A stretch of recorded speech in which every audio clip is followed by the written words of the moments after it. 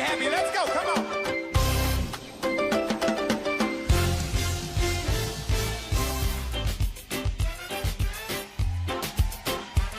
Where my islanders? Can some of y'all run down here to the front real quick? I gotta know who's in the building. Where my islanders?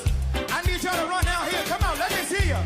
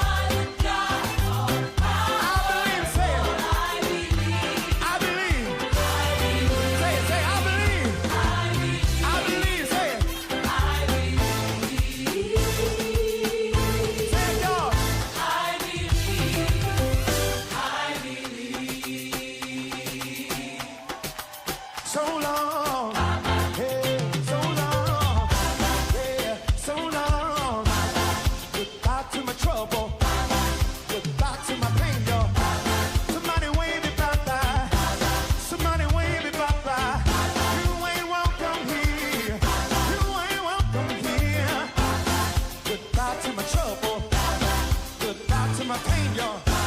I can't hear you up there. Somebody raise it up, say. Somebody raise it up, say. You are the God of miracles, hey. You are the God of miracles. Ah, you are the God of wonders. You are the God of wonders. Thank you. We cast our cares upon you. For you carry us. That's what we can say. I believe. I believe. Say it. I believe.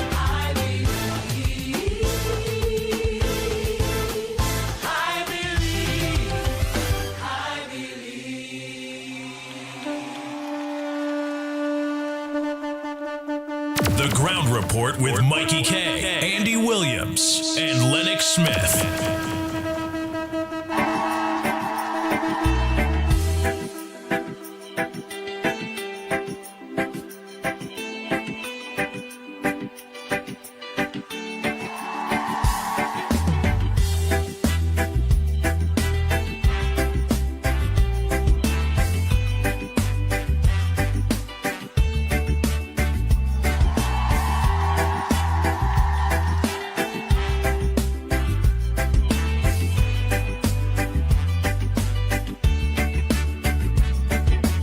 Water you turned into wine. Open the eyes of the blind. There's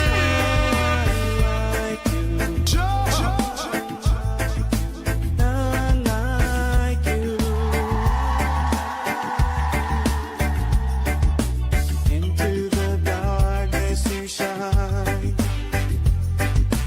Out of the ashes we rise. There's no one like you. None like you. Our God is greater. Our God is stronger. God, you are higher than any other. Our God is healer. Awesome in power. Our God. Our God.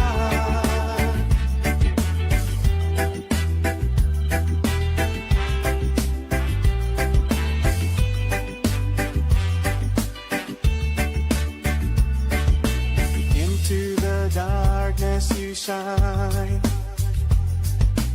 Out of the ashes we rise. There's no one like you. None like you. Our God is greater. Our God is stronger. God, you are higher than any other. Our God is healer. Awesome in power. Our God.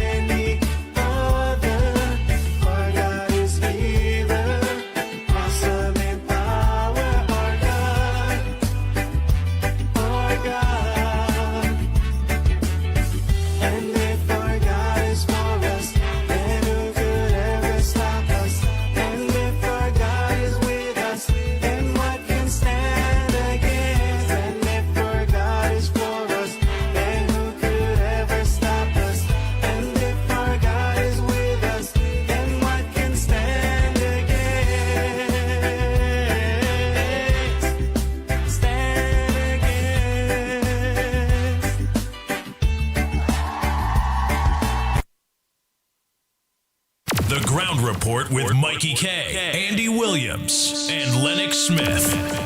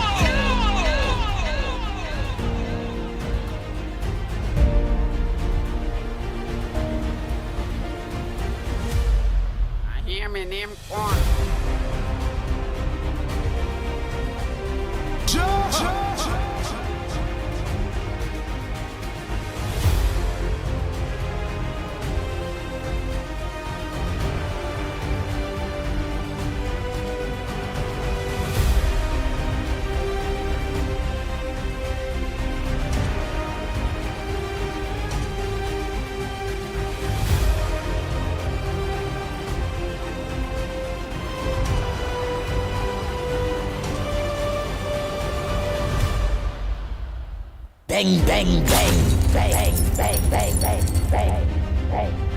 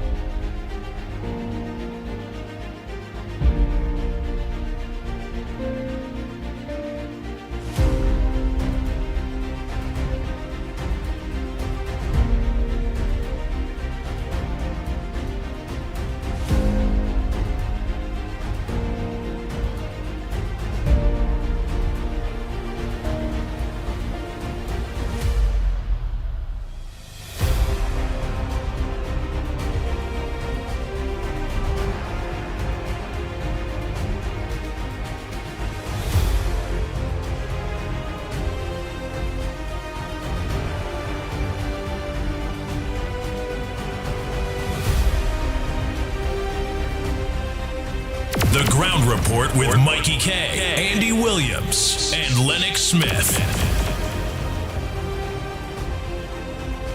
Oh boy, oh boy, oh boy, oh boy, oh boy, oh boy. Good morning, Trinidad and Tobago. Time check. Yes, it's 26 minutes past the hour of 6 o'clock. You're listening to the Ground Report. Yours truly, the Pitbull of Radio in studio. Yes, Jack Dio, Lochan, lock on in New York. A pleasant good morning to you. Hey, Majid Ali, good morning, Rishi. Hey, Marilyn Sicharan, good morning. Inder, good morning to you. Kati Aktana, good morning. Rambo Ali, good morning to you.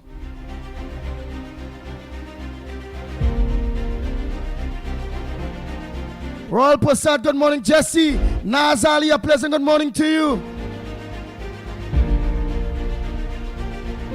Hey, Sudali, a pleasant good morning to you. Hey, Krishna, good morning.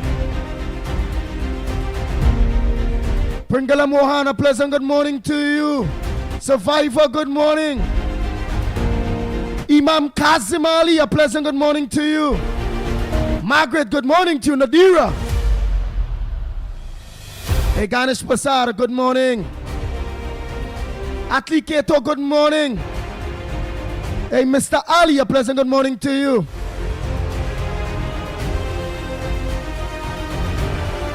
Hey, Christine Noel, a pleasant good morning to you. Kenny, good morning. Karen, good morning to you.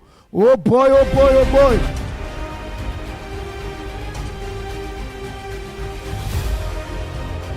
Hey, Jubati Arilal, a pleasant good morning to you.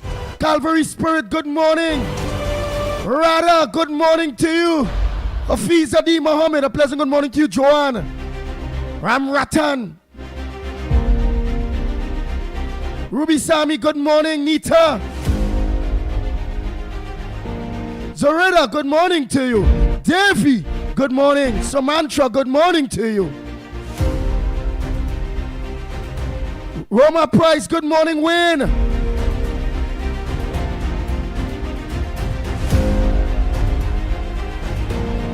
Angela, good morning. Gobin, Lakshmi Diala, pleasant good morning to you.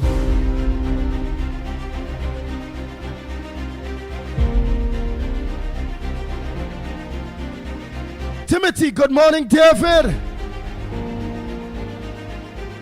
Ishmael Khan, good morning. Davika Palkaran, good morning to you.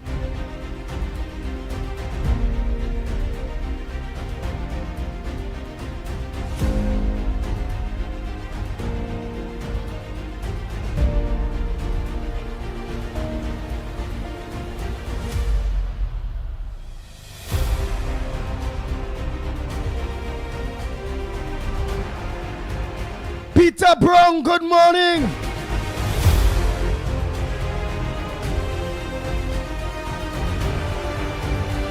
Durat Mohan, good morning.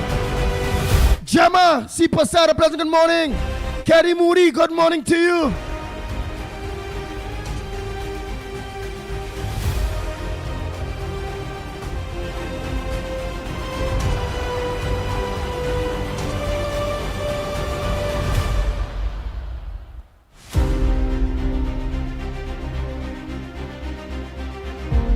Hey, Rishi, good morning. Anne Brown, a pleasant good morning to you. Hey, Katie Acton, good morning. Petra, good morning. Naren Harrigan, that's Dave and Deborah, a pleasant good morning to you. Annie, good morning. Radhika, a pleasant good morning to you. Jess School, good morning. Nigel Black, good morning. Chris Kelly, good morning to you. Gregory Charles, good morning.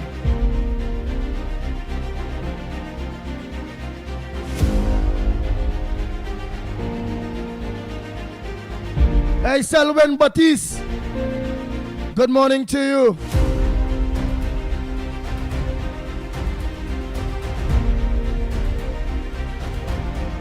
Evelyn, the coordinator, Foster, good morning. Semantic 62, a pleasant good morning to you. Yes, Wendy and John, a pleasant good morning. Brian J, good morning. Ann Jackman, a pleasant good morning to you. Not forgetting Lavon Ash, the Ash family, good morning. Valencia people, a pleasant good morning to each and every one of you. The gas man.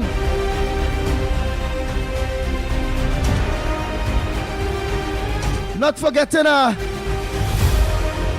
Small Dread, his wife, including Valencia West Councillor Neil De Silva, his wife Delia. Hey KK, good morning.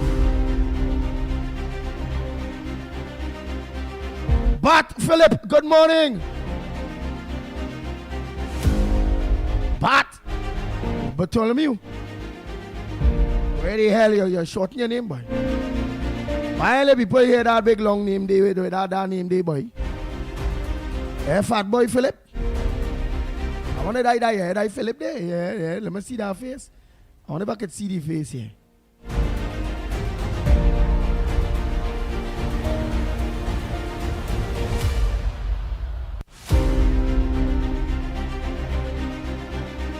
Yeah, that's short I bought telling me Philip Day, man. Where the hell you put Bart for? Bartholomew. Where you put that there for? Morning. Oh, not forgetting Darrell Mohan. Denver Mohan, all of you. All of them brothers from another mother, you know. Philip, all of them. Hey, Kamala, pleasant good morning to you, Tommy. Nathaniel, good morning. Kamala Samlal Singh, a pleasant good morning. Time and Talk, good morning to you. Chandra Benjamin, good morning. Joel Ariel, good morning. Wayne Felix, good morning to you.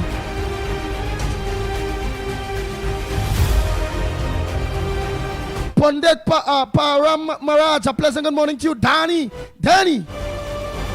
Hey, Maria, a pleasant good morning. Hey, Patricia Philip, good morning to you. Survivor. Edwin. What's up?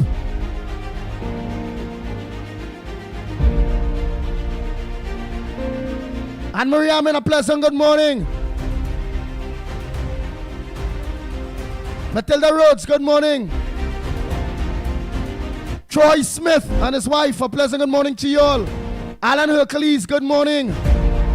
Natasha Wells, good morning to you. Michael, good morning, my brother.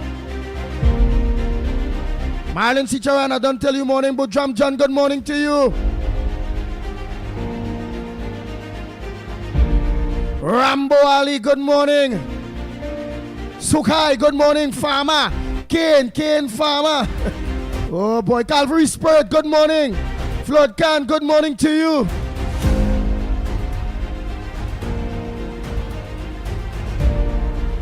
Krishna, good morning. Ram Sakhail. Bang, bang, bang, bang, bang, bang, bang, bang. Ramesh. Hey, Kenrick Passad, a pleasant good morning to you. What part of the United States you are today? Where that serious struck. Joyce Rambox, good morning.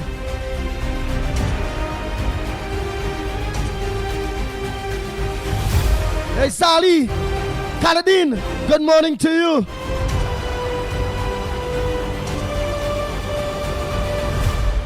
Oh, Troy Ankizi.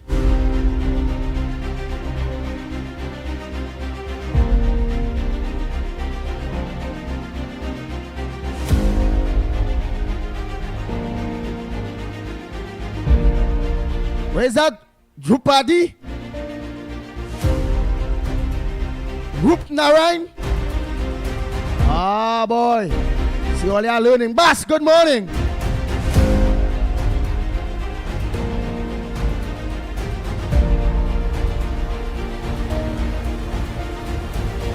Bang, bang, bang, bang. The Ground Report with Mickie Rick Lutchman, good morning. and Lennox Smith. Hey, Kishan Ali, a pleasant good morning to you.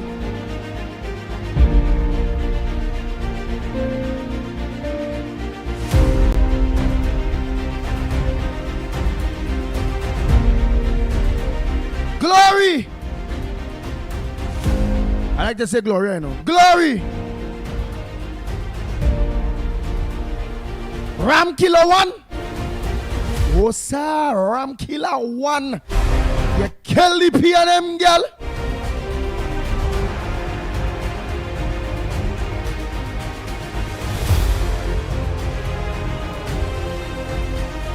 Hey, Andrea Alfonso, a pleasant good morning to you.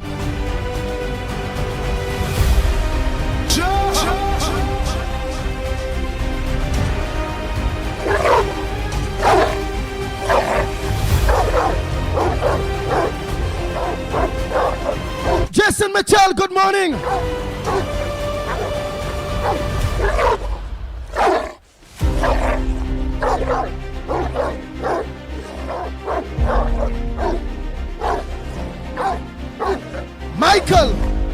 Michael, good morning to you.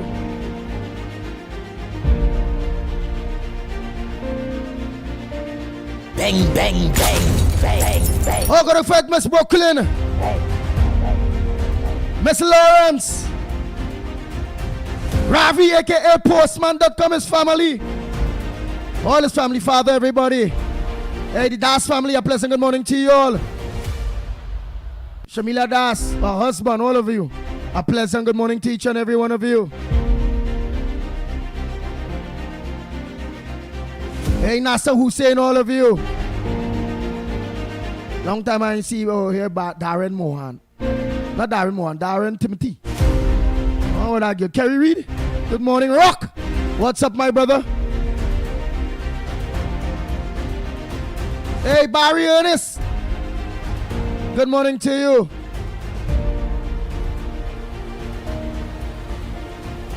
Ramdas, good morning. Just Cool. Chandup Machi. Yes, good morning, Janet Singh. Kaladin.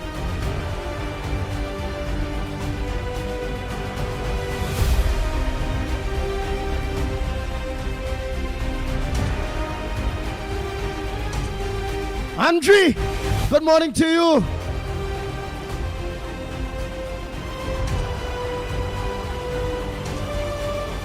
Oh, you're in Chicago. Elenas.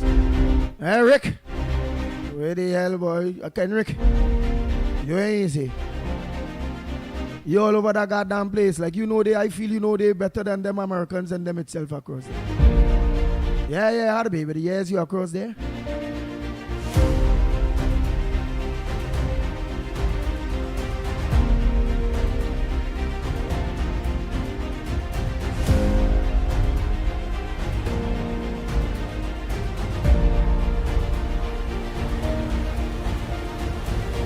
How to be.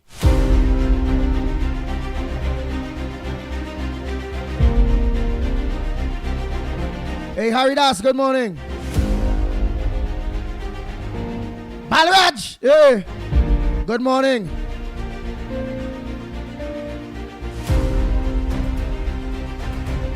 Hema, or Hema.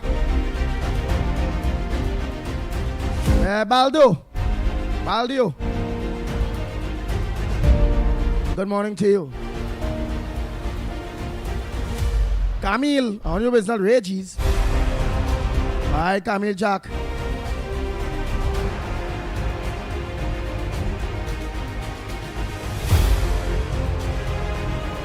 Hey, Metra. Good morning.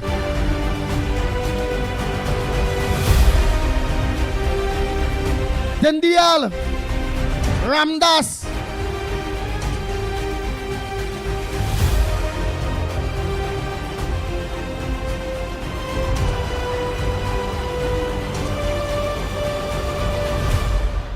Hey, don't forget Alison Wilson and his wife, all of them on the beat. They are pleasant good morning to you all.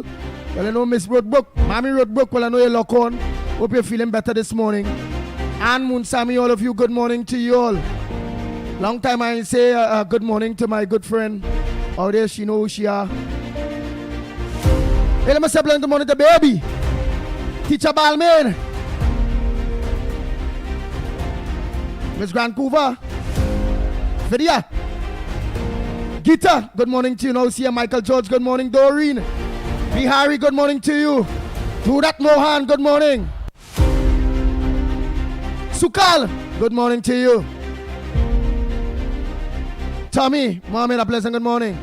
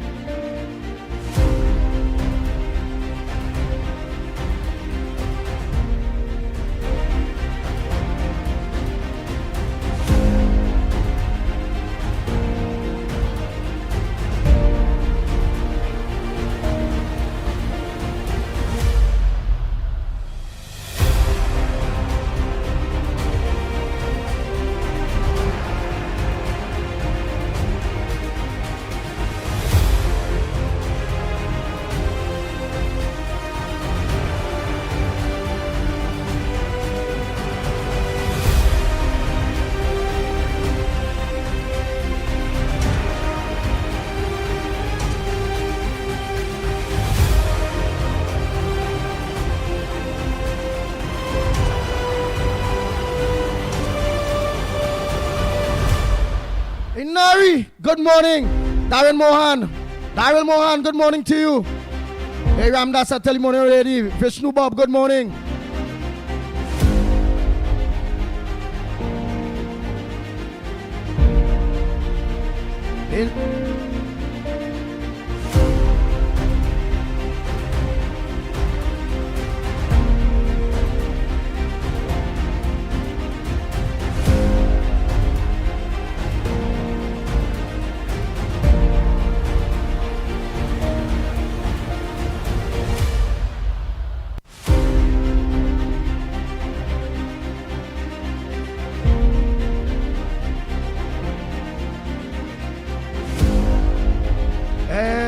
Carmen, good morning.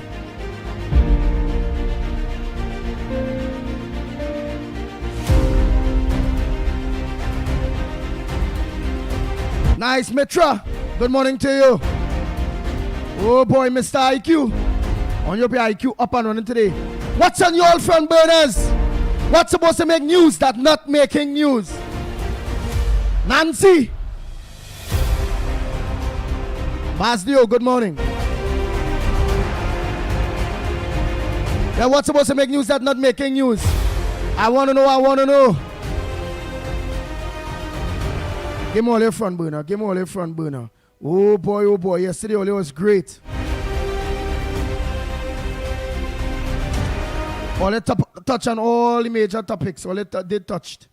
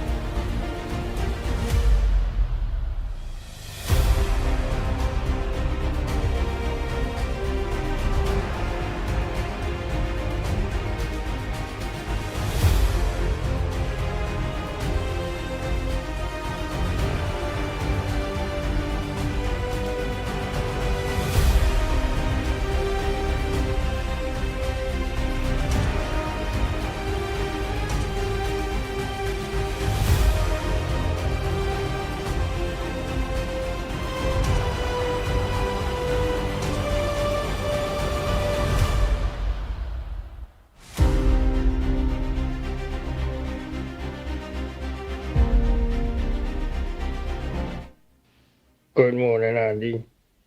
I see the PNM put member to talk on their behalf for the central bank governor Ernest who is now removed from office by the USD.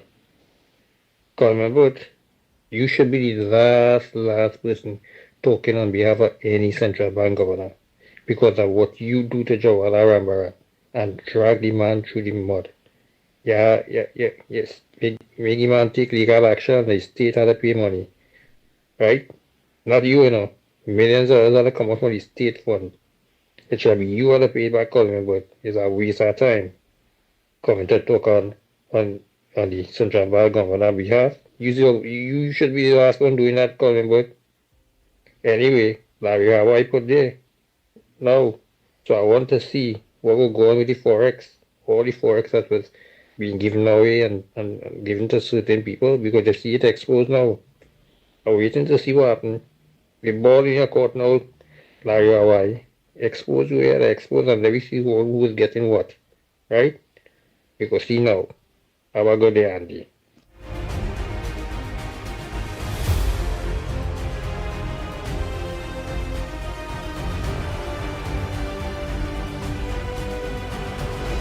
Good morning, Andy. I want to petition Kamala Pasabi as the Prime Minister of this country to rename the Children Life Fund the Miracle Life Fund due to the fact that it took a miracle for that to pass, and it's because of baby miracle, that this present life fund has to end up the way it is right now to save other people's children and to fast track them to get help from the government.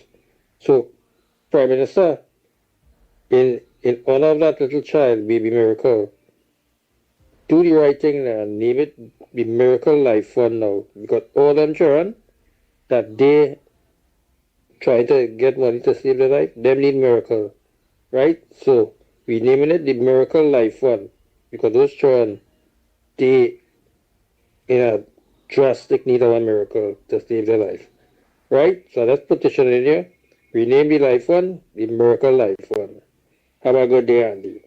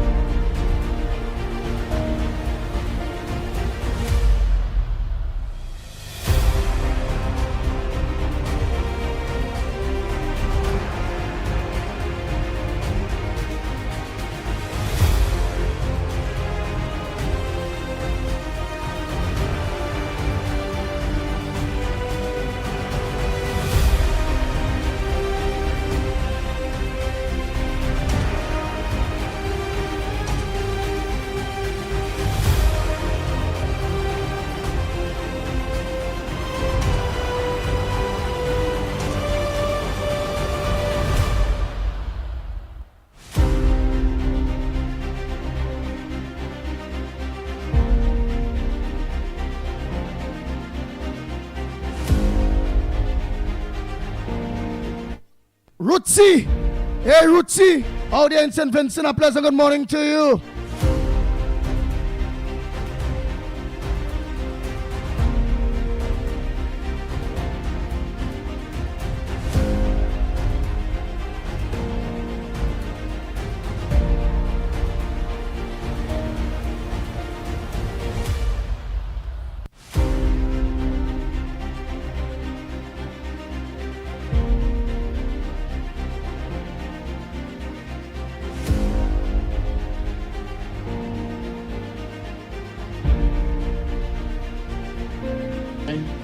Criminal wrongdoing is alleged.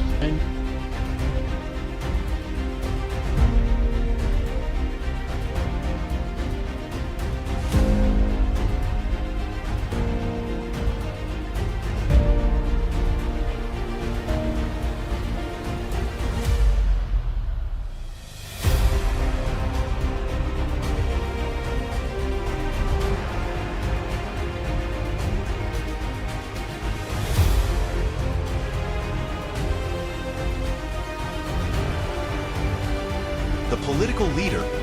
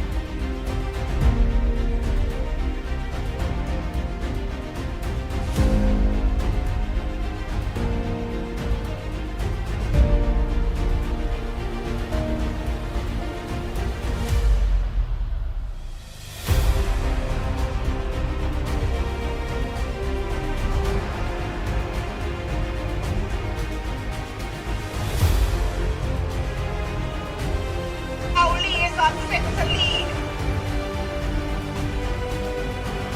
He is too arrogant. He does not enter.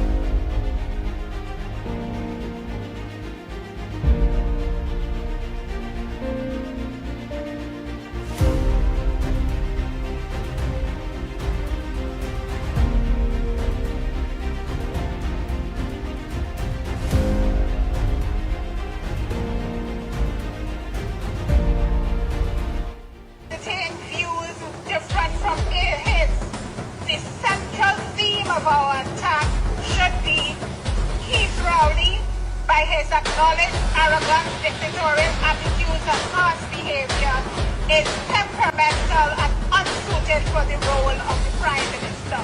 Keith Rowley in the PNM internal elections.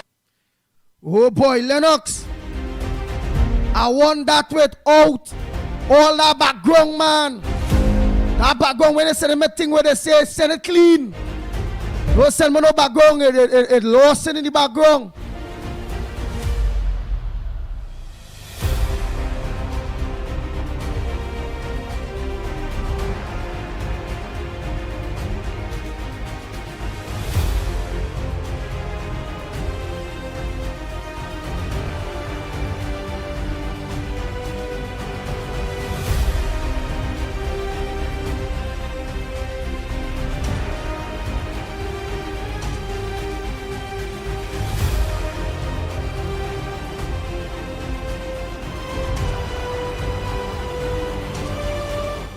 Good morning. We all have areas that we need to improve, but as long as we are pressing forward, getting up each day and doing our best, we can be assured that God is pleased with us. He may not be pleased with every decision we make, but He is pleased with us. I know it is difficult for some people to believe, but God wants us to feel good about ourselves. He wants us to be secure and to have healthy self-images. But so many people focus on their faults and weaknesses. When they make mistakes, they're extremely critical of themselves. They live with that nagging feeling that tries. You are not what you are supposed to be. You don't measure up. You have blown it too many times. Guess what? God knew that you were not going to be perfect. He knew that you were going to have weaknesses, faults, and wrong desires. He knew all that before you were even born. and he still loves you. One of the worst things you could do is to go through life being against yourself. This is a major problem today. Many people have a war going on inside themselves. They don't really like who they are. Well, I am slow. I am undisciplined. I am unattractive. And I am not as smart as other people. They focus on their weaknesses, not realizing that their negative introspection is the root cause of many of their difficulties. They can get along in relationship. They are insecure. They don't enjoy their life, and it is largely because they are not at peace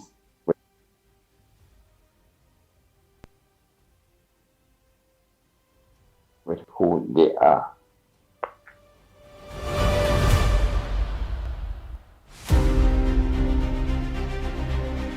The Ground Report with Mikey K, Andy Williams, and Lennox Smith. Different from his.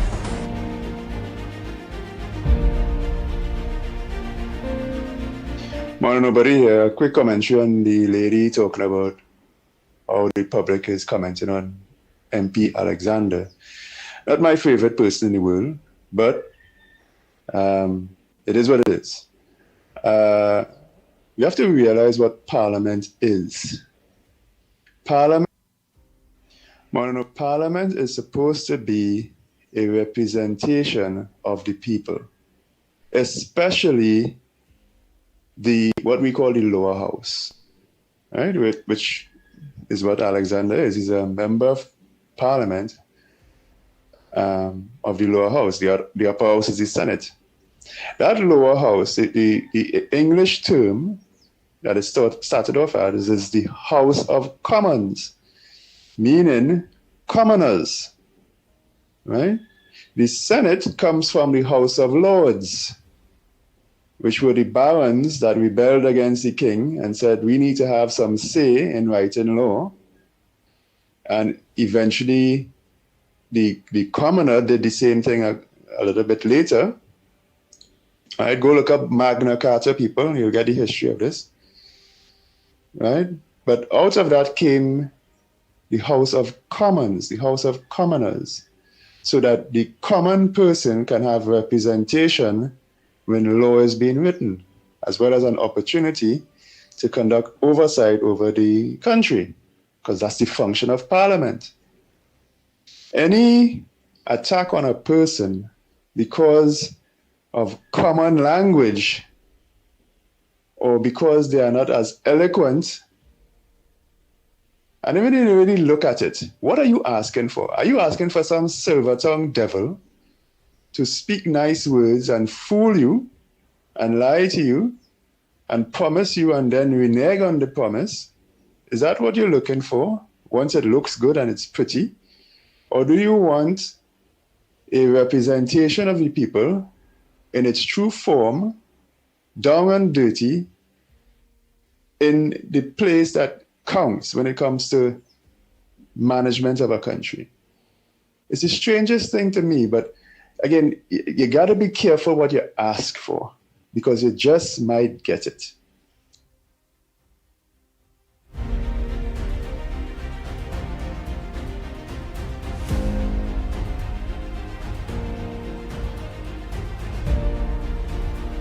Morning, nobody here. So a quick comment on the international things. So the Iranian thing. Donald Trump has done what everybody knows needed to be done. Even Iran's allies aren't supporting them. They're quiet. Right? You know why? Because everybody knew it needed to be done. And Trump didn't know that everybody would cuss him. But he did it anyway. Right? Because you cannot allow Iran to have nuclear weapons. A country that everybody say, oh, US and Israel has gone to war. Iran has been at war with Israel for decades, using every opportunity and asset it has, from drones to ballistic missiles to its proxies in Yemen, the Houthis, Hezbollah, Hamas, Islamic Jihad. All of these assets they've used to attack Israel for decades. The Israelis finally respond accordingly, because again, you cannot allow such a nation who wants to wipe you out to have nuclear weapons. The Americans joined in. The job is done. But look what's happening. All of a sudden, the Middle East has settled down. Even Jordan, a former enemy of Israel, even Iraq, even all these countries, Syria, they are quiet and or helping. The Americans launched their, the Gulf states there. The Americans were able to launch their F-22s from there, from bases there, because they decided to help. And the king of Saudi Arabia himself said Iran cannot have nuclear weapons because they intend to expand and conquer the Middle East. So it's not an American thing. Right? So they talk about, I'm hearing Trinidadians talking about the Strait of Hormuz. Iran will close the Strait of Hormuz, and that will jack up oil prices, and we will somehow benefit down here. Not necessarily. In fact, I don't think it's going to happen at all. Iran has no ability to close the Strait of Hormuz, like it tried to do back in the 1980s, and, well, they were wiped out. Their Navy was wiped out. Go look up people, Operation Praying Mantis. But they're not going to, because their main client, and one of the main clients of the oil coming out of the Strait of Hormuz is, in fact, China. 45% of China's oil imports come out of the Strait of Hormuz from the Gulf. And Iran is not going to mess with that, because the Chinese are friends with the Iranians. So for Trinidadians in your rum shop, they're talking about, you will get a boom from this. No, we're not. Morning, nobody here. So commentary on, so people were talking about the situation in the Senate, the independent Senate in particular, that the independent senators are pro-opposition, and the former president is pro-PNM, so the senators she choose, the independent senators, would always be pro-PNM. True. 100% true. But that has always been the case, right? The reason why that particular president is sitting there is because Keith Rowley, within his 10 years, changed presidents twice. He kicked out the sitting president in 2015, right? That was Powers. And he put in as president, and she got one term too, because I guess they fell out. And he put in this one here. Clearly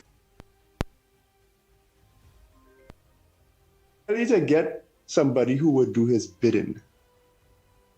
Well, yeah. Let me organize and play more bodies. 3 cents, and I sent yesterday, 2 days now, 2 days. Day before yesterday, 2. I didn't play them because you know it was kind of long. But by all means, nobody is one of us. He means well. His contributions are not bad at all. He Let is me be too real. arrogant. He does not entertain views. Yeah. So let me be real on that. So in nearly done. I know that Moon Sammy. I know that Jack. Hey, Jack. Oh boy. Jacko! Morning. Hey Maurice! Morning. Alright, so let me finish here. Nobody dinner. You nearly done. It have no more from me after that. It have no more from him there. But I will play him if it is he send anything under 2 minutes, 3 minutes. He will get the next opportunity for today. Because these is all messages that the boy sent. Fear is fair, Ole. Fear is fair.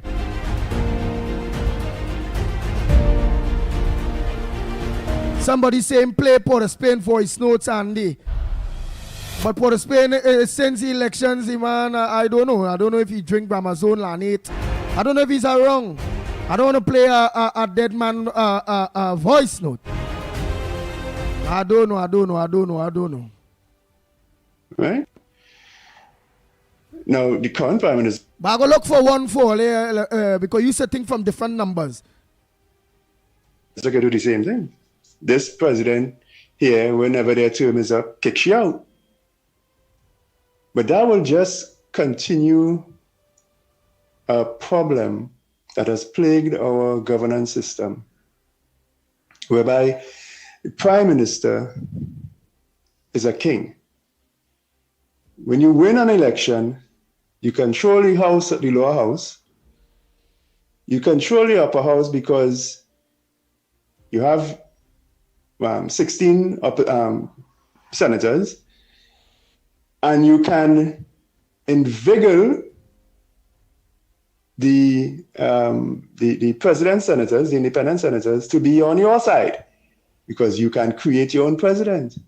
The prime minister has the power to decide who's the president. That's called the electoral college. He controls that, right? That maximum power, and I mean, he has many other powers, whoever the prime minister is, that maximum power and interferences that derives from it, because the president controls these things called commissions. Everything with the name commission after it, the president is in charge of that. But if the prime minister is controlling the president, then all these commissions, and we saw the interference in the Police Service Commission. Everybody listening to this program now would, to some degree, agree that the Elections and Boundaries Commission is compromised. And all these other offices of state and commissions, because the prime minister can do it, right? He can interfere with the system and get what he wants. If I were this prime minister, this predecessor, with the majority you have the majority, I would make whatever changes to the Constitution. I have a suggestion, but come up with your own. Or in fact, bring it to the House, let it debate as it should, which is what is going to happen. Bring different ideas to the House and debate, because this will continue. It is working against you now, right? And I'm sure you replace the current president for it to work for you. But what about the future? What about when you go play your harp in the sky? What will be your legacy? Will you leave it as you found it, or will you fix it? He does not entertain views different from his.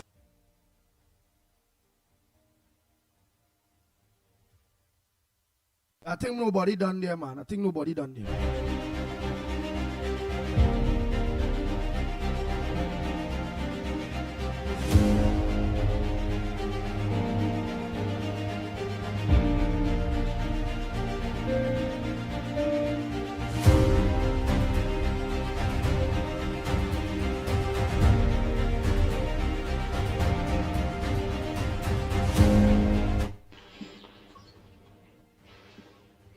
Andy, good morning.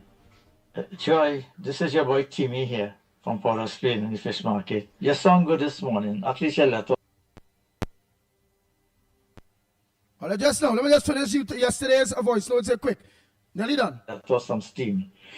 Another thing, Andy, the young man who called and he's so frustrated. That is a perfect example of illiterate PNMite youth. To explain to the young man that the UNC won the elections in April. It's in 6 months as yet, right? I hear Elam blasting his stupid, rotten teeth mouth about 6 months, and they vote for yellow is your code, and when UNC win, everybody win. Explain to him too, when they say yellow is your code to, if you go by the traffic lights, right? When they say yellow, it means to slow down. So young man, slow down and see if you can pick up a thing or two. Learn before you bump your gum. You understand me? Don't follow the multitude to do evil. And Mr. Israel Claro, he's so dumb, boy. Oh, Jesus Christ. How that man so dumb? Barkwa explained it to the man, you know. He explained to the man, they didn't cut down the mangrove, you know. They cut a branch or two to make some hoe handle. They just take one of that hoe handle and beat him in the old back. Now, that Bayram, that's not real Claro. That Bayram. Bayram is to say, because she take she cut one branch to put it out to make a hoe handle. Bayram said that is interfering with the man, and it's jail when you interfere with the man. So she was saying she's supposed to be locked up. Die Bayram. Yeah. And he talked to that fellow straight up, let the nation know it's 7 weeks since the government inside of this. 7 weeks. I don't know where he gets 6 months, right? When them rest of government was in there, they wasn't saying nothing, right? And you see all of them there is paid advertisement. Them just get paid to do what they're doing there. You understand? That is all I see. All the time they didn't have no voice. They want to come now and say they have voice. I listen to that fella there. He right here in Trinidad still. He ain't leave and go nowhere because he say he carry his family out before the home invasion. So how we get a vote? And it's just 7 weeks since the government in power.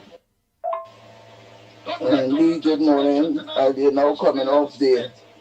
But them people who complaining, them young fellas, I only hope they have the resume ready to put in departments. The one who leave with the family and still want to know what the government doing here, let he come back and see if he can help build the country to with the family and make things better. Oh boy, Nadira, get in contact with Mickie now. Just tell Mickie, just do that for me now. Like to my multitasking. I want to do this and I want to think. So just tell Mickie, do just that way, send that message for me to do. Tell Mickie, get in contact with Gael and put our Gael family up and running.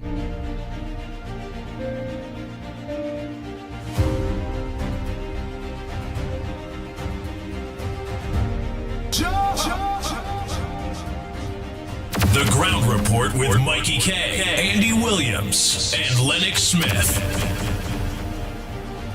And it's nice having you, Nadira. I know you're going through some serious time, but it's nice having you. All right, I know go try to send a text to him. They telling him to check them out.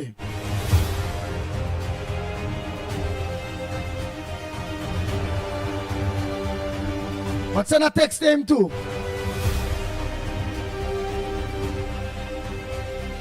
Yeah, send a text to him too. I'll try to let Mickie try to call him too.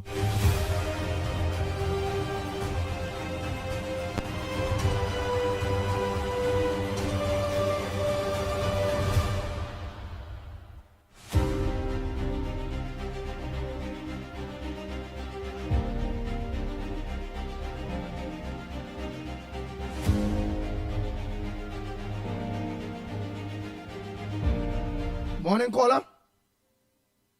Hi, good morning, Andy. How are you? I'm all right. And where you calling from? And what's your contribution on the Ground Report this morning? I'm calling from Laventel. Actually, this is Miss Laventel. So let me start over. Let me say good morning to Andy, Mickie, and Lennox. Let me also say a special good morning to Miss Santa Cruz, Kunji, and KFC, the good contributors. Now, what I want to say this morning, or what I want to ask, is a question I have for you this morning. What is going to happen to Arnold Roberts in terms of this thing where the man passed away? Are they going to charge him for manslaughter or anything like that? Whoa, wait. You see the Trinidad media, the PNM media playing the fool. Again, Arnold Roberts never hit nobody. Arnold, they run into Arnold car and they run into him. Okay. He never run into so nobody. They hit from behind. Right. So they bounce from behind. Them run into Arnold. Okay. That's what I got. That from good sources I got. What you got? Yeah. That they run into Arnold Roberts. Okay, so his Arnold car is actually bounced from the back. Boy, I ain't get to see the pictures and all them things, you know. All I know, Arnold get in an accident. I asked some heads and the heads, and then because I was concerned based on the PNM media. Yeah. And well, I concerned too because I wouldn't like, because you know the first thing they're gonna look to say is she minister killed somebody and she have him dead. Say, no need that. They're gonna say about he was drunk and there's no stupid talk. What I heard too, he was coming back from training some children too. So come on. Okay. Yeah. So that is just my front burner this morning. Is a very serious front burner. All for right. me. So For me, because where I you wouldn't like seen to that? hear nothing. Where you seen that? You seen Say that that all again? over? Where you seen that No, I'm not seeing it anywhere. I heard on the news that the person who was involved in the accident with Anna Roberts has died. I heard that on the news. So I don't know where they will push this thing with Anna. Again, don't put nothing past. Don't put nothing past the PNM media. Yeah, the PNM. Yeah. But Anil have his battery of lawyers, his brother, his father. So, and then we have the people on our side. So I think he would be in good hands. Okay, let's see. Yeah, all right, Andy. All right, but I see Monique is saying something here. Monica is saying, Malone, she is saying, yeah, I want to believe. See, all are we going on what we want to believe, but I want to believe the people who drive and to Anil Roberts, they was drinking because they now come out from doing music. Don't understand. Monica, Claire, I don't understand. I lost from, I understand, I want to believe the people who drove or drive. And I start to lose here. And two, Anil Roberts, there was, I really don't understand. I don't understand. If you could help me with that, Monica, please.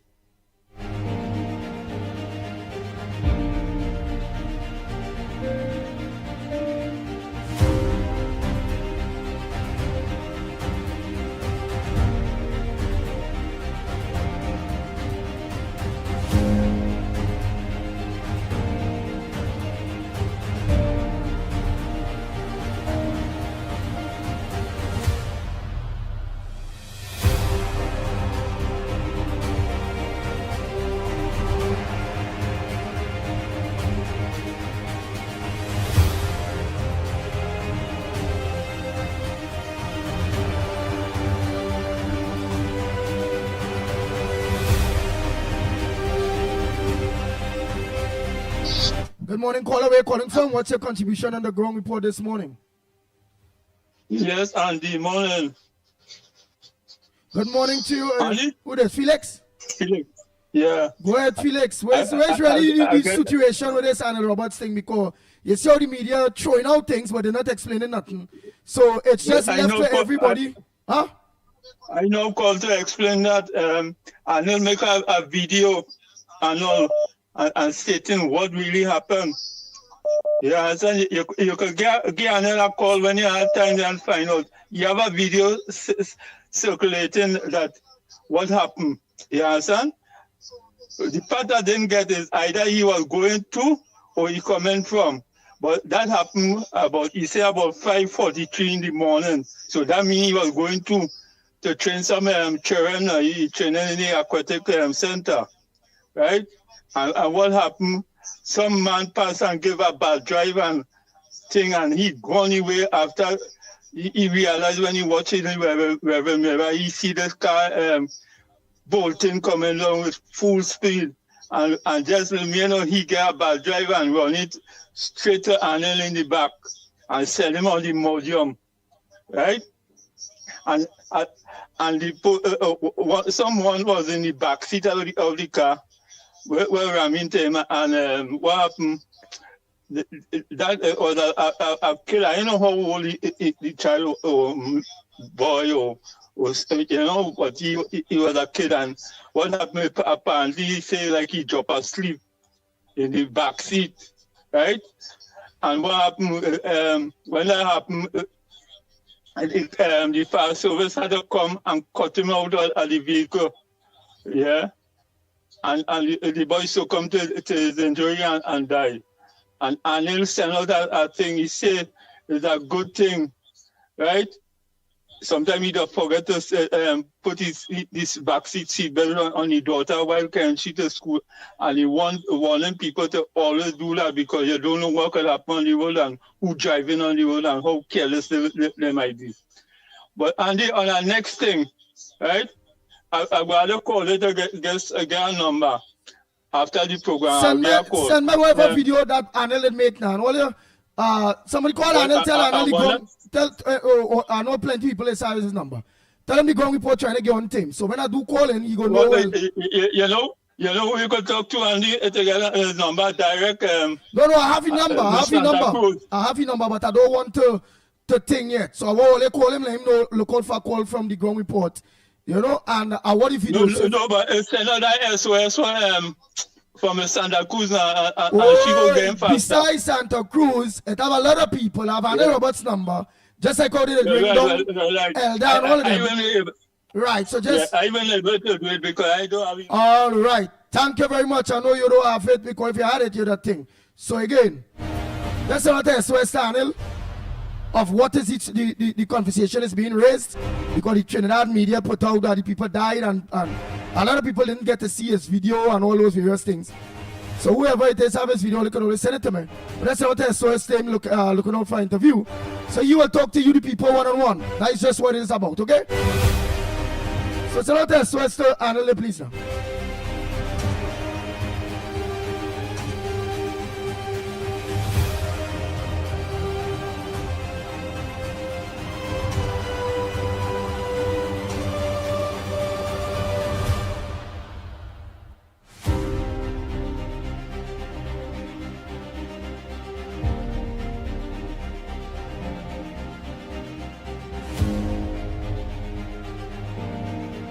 Good morning, caller. Where are you calling from? What's your contribution on the ground report this morning? Andy, are you hearing me properly? Yeah. Good. All right. First thing first.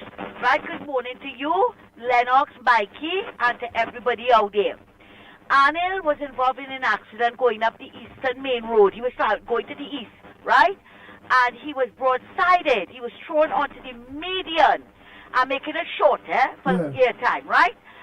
He was thrown onto the median, and he said that when he tried, just as he straightened up and he looked in the rearview mirror, he saw this car coming down at full speed. He knew he was going to get hit, and it rammed straight into him.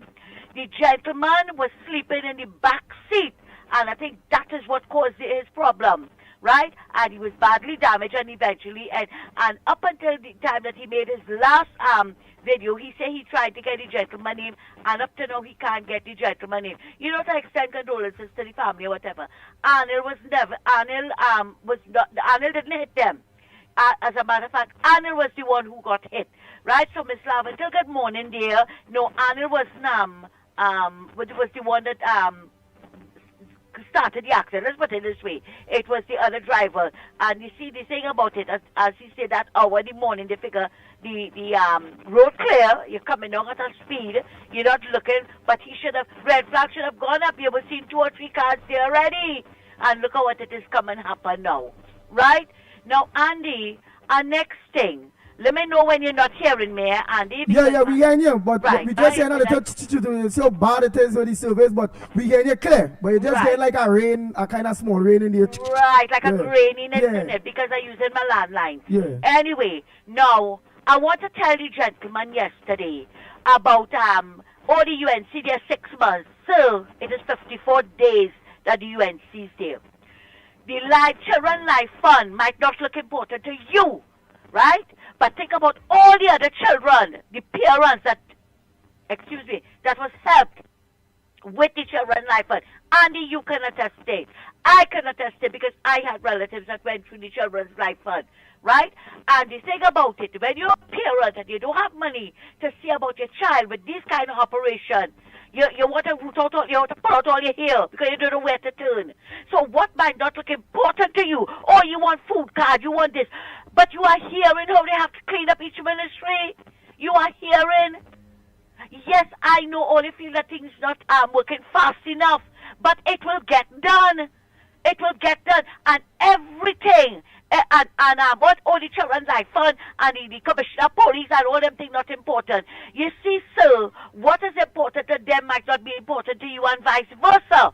Because I don't know what it is you really want. You're sounding like one of those that want to come let away from magic one and things will get done. The next one comes to talk about why UNC never get a second term in office and is only at a locho, and this is the last time she will, what? They wouldn't get another term. You know why they wouldn't get because of lochos like you, sir? Lochos like you, because all they could do is run all your mouth on the damn government. All the time PNM did it wrong for 10 years, and we never hear you come on this radio station and talk so much nonsense. But talking about all the locho and what UNC doing, 54 days. 54 days. How long? I'm asking you a personal question. How long you? I sure you're a husband. I sure you're a father. How long it took you before you took up responsibilities? How long? You want to come for to use the next one, wanted to wave a magic wand. If everybody that she's choosing are lochos, why didn't you put up yourself? Put up yourself for some kind of nomination instead of criticizing. But you see, all your backseat drivers, all they could do is to criticize people. Right? Nothing is but criticize people. And yes, Andy, Hilaire was fired on the request of Mrs. Prasad Bissessa, and I know a lot of people are having concerns that she do end up like what happened with Jawala, right? Rambaran. But the thing about it, I'm absolutely sure she would not be once bitten, twice shy. I'm absolutely sure that she went through everything, all her lawyers and them, to know that this man could be removed for insubordination, because that is what it was, insubordination, refusing to obey the command of the Prime Minister, right? And yes, Larry Hawaii, who was, after he left government, he was the COO of the Answer Macau Group. He was the now I don't know if he between that time and now if he went elsewhere, but he has been put as the governor of the central bank. Now, Andy, you know they say confession is good for the soul, and this morning I want to confess something. When I was home yesterday, and when I got home, I got a whole lot of requests. Text messages that somebody saying that I should be investigated because I'm a double agent. Right? But don't laugh yet, now, Andy. No, confession is good for the soul. Yes, Andy. Finally, people found out my secret. I am a double agent. I support the UNC, and I also support the UNC Coalition of Alliance. So if that makes me a double agent, I stand accused. I stand accused of supporting the coalition of interest and supporting the UNC. All they want to separate the two, go right ahead. Feel free. It's a democratic country, right? But please, don't accuse me of things that all they don't know anything about. And sir, you sound like you're the better half for the bearer man. Because everything he said there, but you know, funny enough, I was out the gate when I heard him saying that is a good program and that's all, and he was ready to add you saying that, and then he decided I'm going to throw in this, but I didn't hear what was the this he throw in. I went my way, right? And then when I came home, I said, okay, because usually when I go out, I come back a plate, right? And I'm hearing that they should investigate me because I am a double agent, right? But he sung like the better half of Bayram, because that is just exactly how Bayram the song. Okay? And Andy, they say, as I said, they say confession is good for the soul, and I'm confessing this morning I'm a double agent for the UNC and the UNC Alliance of Coalition of Interest. Okay? There you go, people. I have confessed my sin. Thanks a lot, Andy, and have a good one.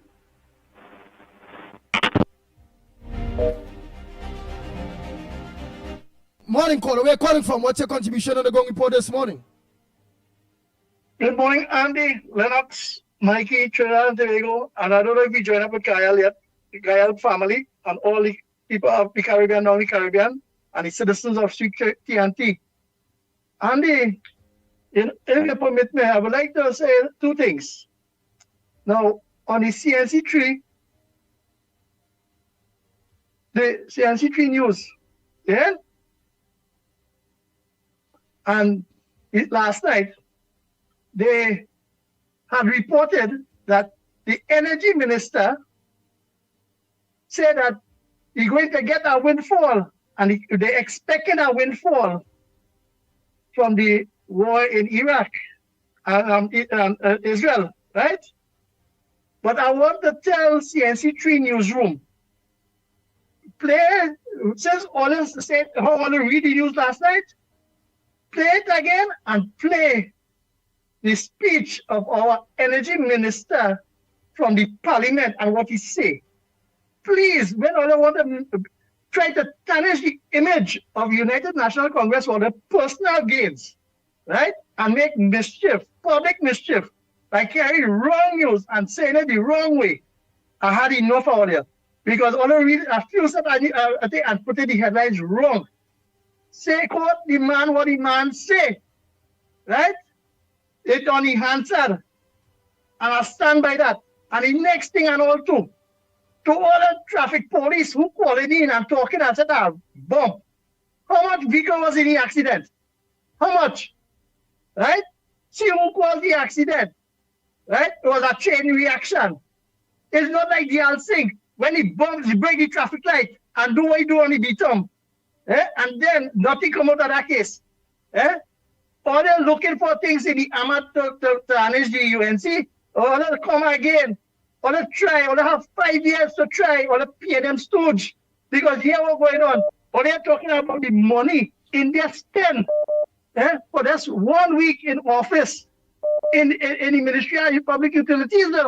Or they're talking about the kind of stinkness that we have to pay taxes so we know and we rare to India to run this country because the thief out the money. You can say it now, the thief it out. Because you can't tell me $500 billion in expenditure and nothing to reflect for it.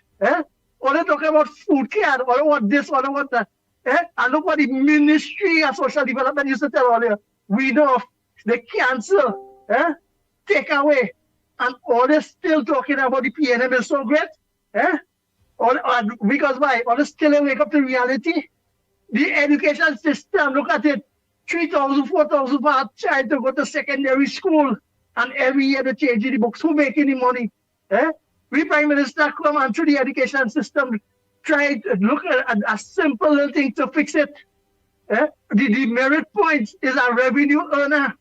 Property tax is for all of the petrol that knows that when you actually win, everybody will look at it. There's $800 minimum every month you have in your pocket as disposal income when you are in there. And the $100 million, where it gone? Then you're talking about in there, the $2.7 billion still unaccounted for. Talk about that. Then you talk about Marvin Gonzalez, in the Ministry of Public Utilities. When in Wassa, all the leaks, people complaining about the leaks all over the place. You know how we fix the leaks on them? By cutting off the water from giving the people water. People started to protest for water. And now you don't see no more leaks. But put on back the water where people are getting water and you see how much leaks on the line on them. That's how to fix the water problem, the leak. They give it all that nonsense and listen to the parliament and all understand it coming out. Then Stuart Young say that the dragon is everything and that Shell can give you no more gas from it.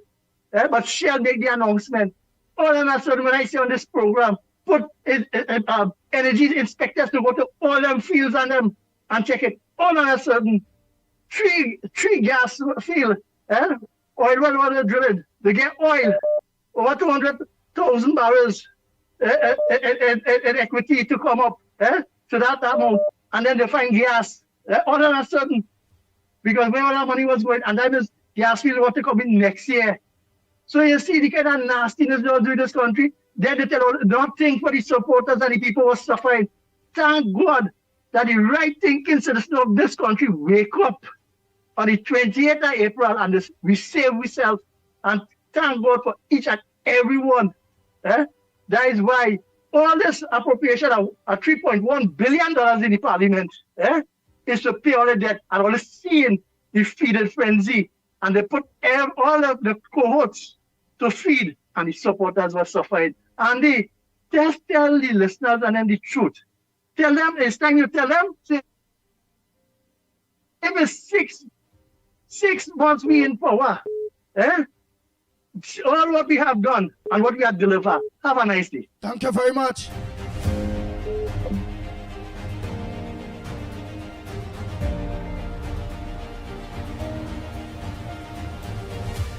Go ahead, caller. Pleasant good morning to you. We're calling from. What's your contribution on the ground report this morning? Well, good morning, gentlemen. Good morning. Good morning. Good morning. This is Apache. How are you doing? Long time no call. Yeah, Apache. Because of circumstances. Yes. And you know, because of my job. The former policeman, right? For Trinidad. Yes. All right, go ahead. Yes. Let me talk. I got some information on Mr. Hines, the former Minister of National Security. It is alleged, and I know it's good information, but I have to use the word alleged, that Mr. Hines had to end up leaving the Trinidad and Tobago Police Service because of an allegation that was made against him in the gymnasium at the police academy. It is alleged that he sexually harassed a female officer at training, and before he was fired, disciplined from the job, he resigned. I believe he was an instructor at the time. He resigned from the work so that he wouldn't get prosecuted.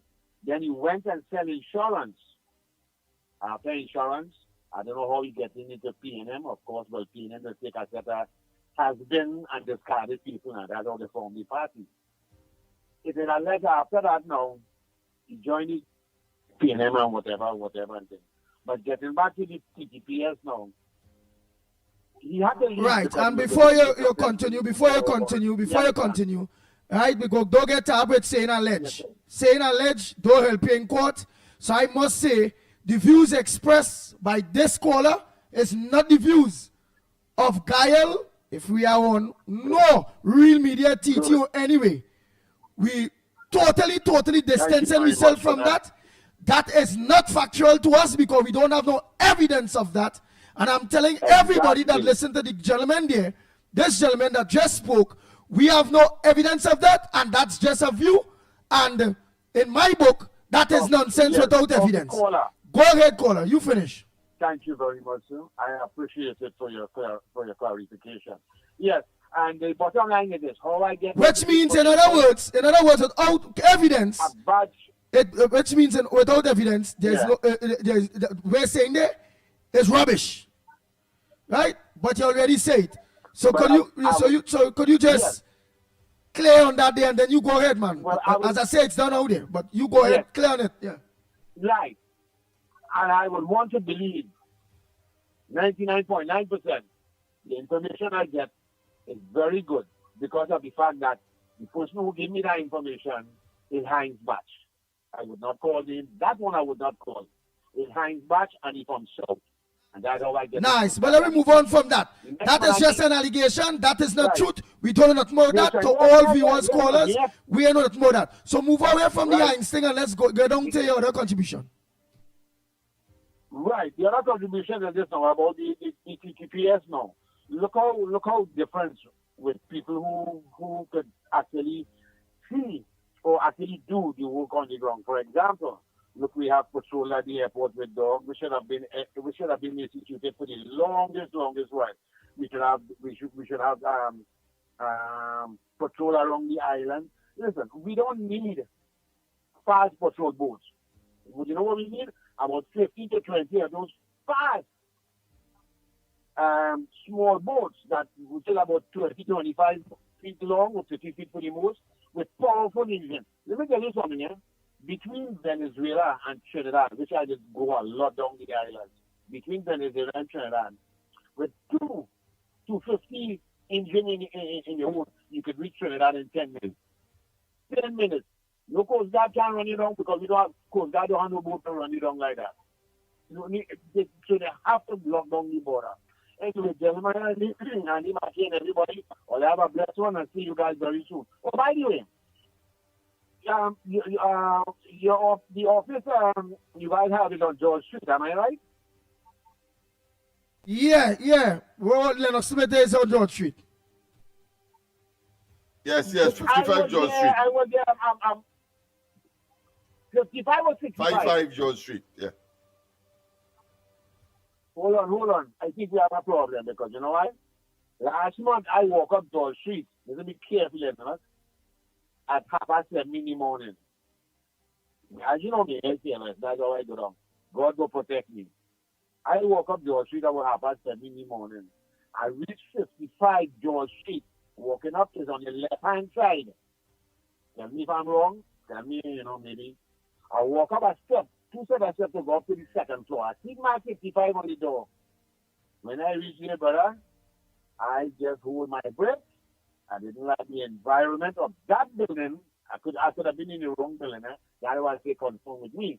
And I pulled back myself slowly, and I retreat onto Dodge Street, and I head back to Independence Square. I was looking for you guys, but I don't know, something could have happened. Anyway, gentlemen, have a blessed day, and great. Thank you very much. Oh boy, what's the headliners that you have there, Lennox Smith? While I just communicate with Mickie there to get Gael up and running. Oh boy, callers and texters, oh, you all hold a minute. What's the headliners here first? Because somebody said that the headliners from saying yesterday was the person who got in the accident died, and you know how the PNM media do it.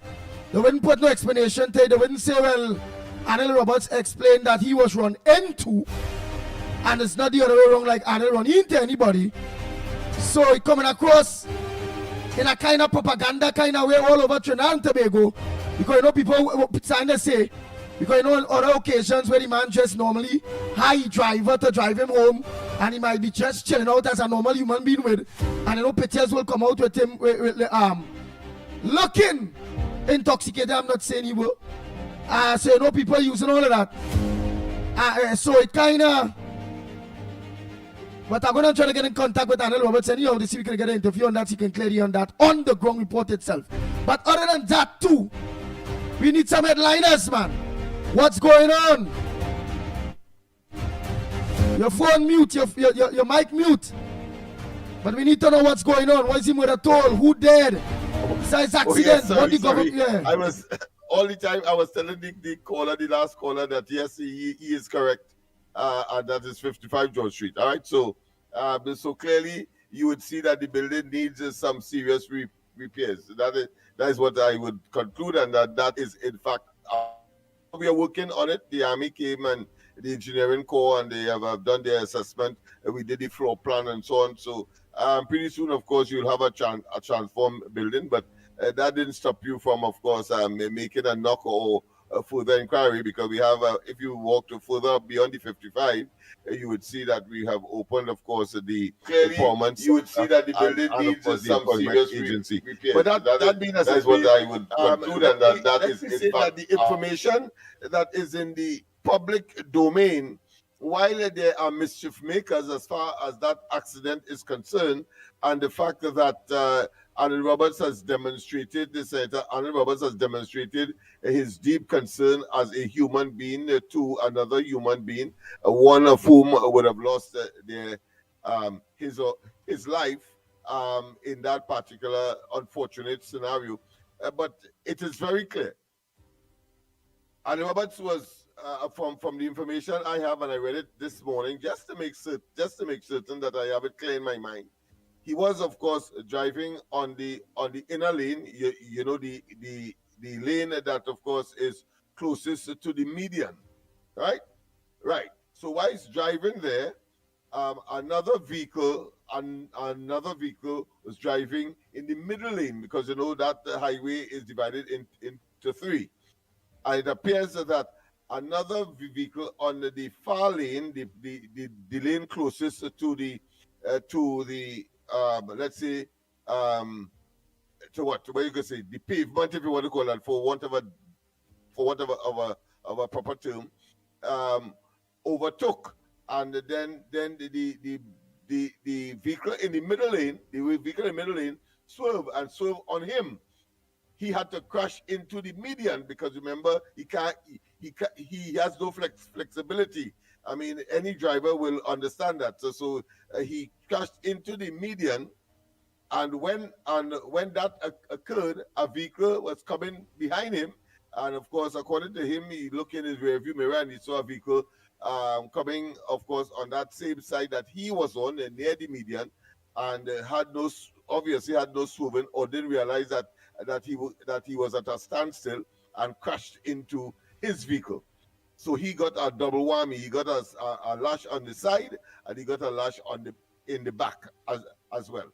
That is how the information that I've gleaned from the reading carefully of this scenario. So the person who was in the vehicle at the back who crashed into him, one of them died, and of course he sent his condolences to the family. But questions up to this morning are being asked whether or not the government is prepared to assist the family and so on. And that's a typical crash situation. Of course, if it is up to the government so to do. But I mean, under normal circumstance, it's a freak accident, and therefore, the normal process will be that the people make sure they communicate with the police and that the insurance take place.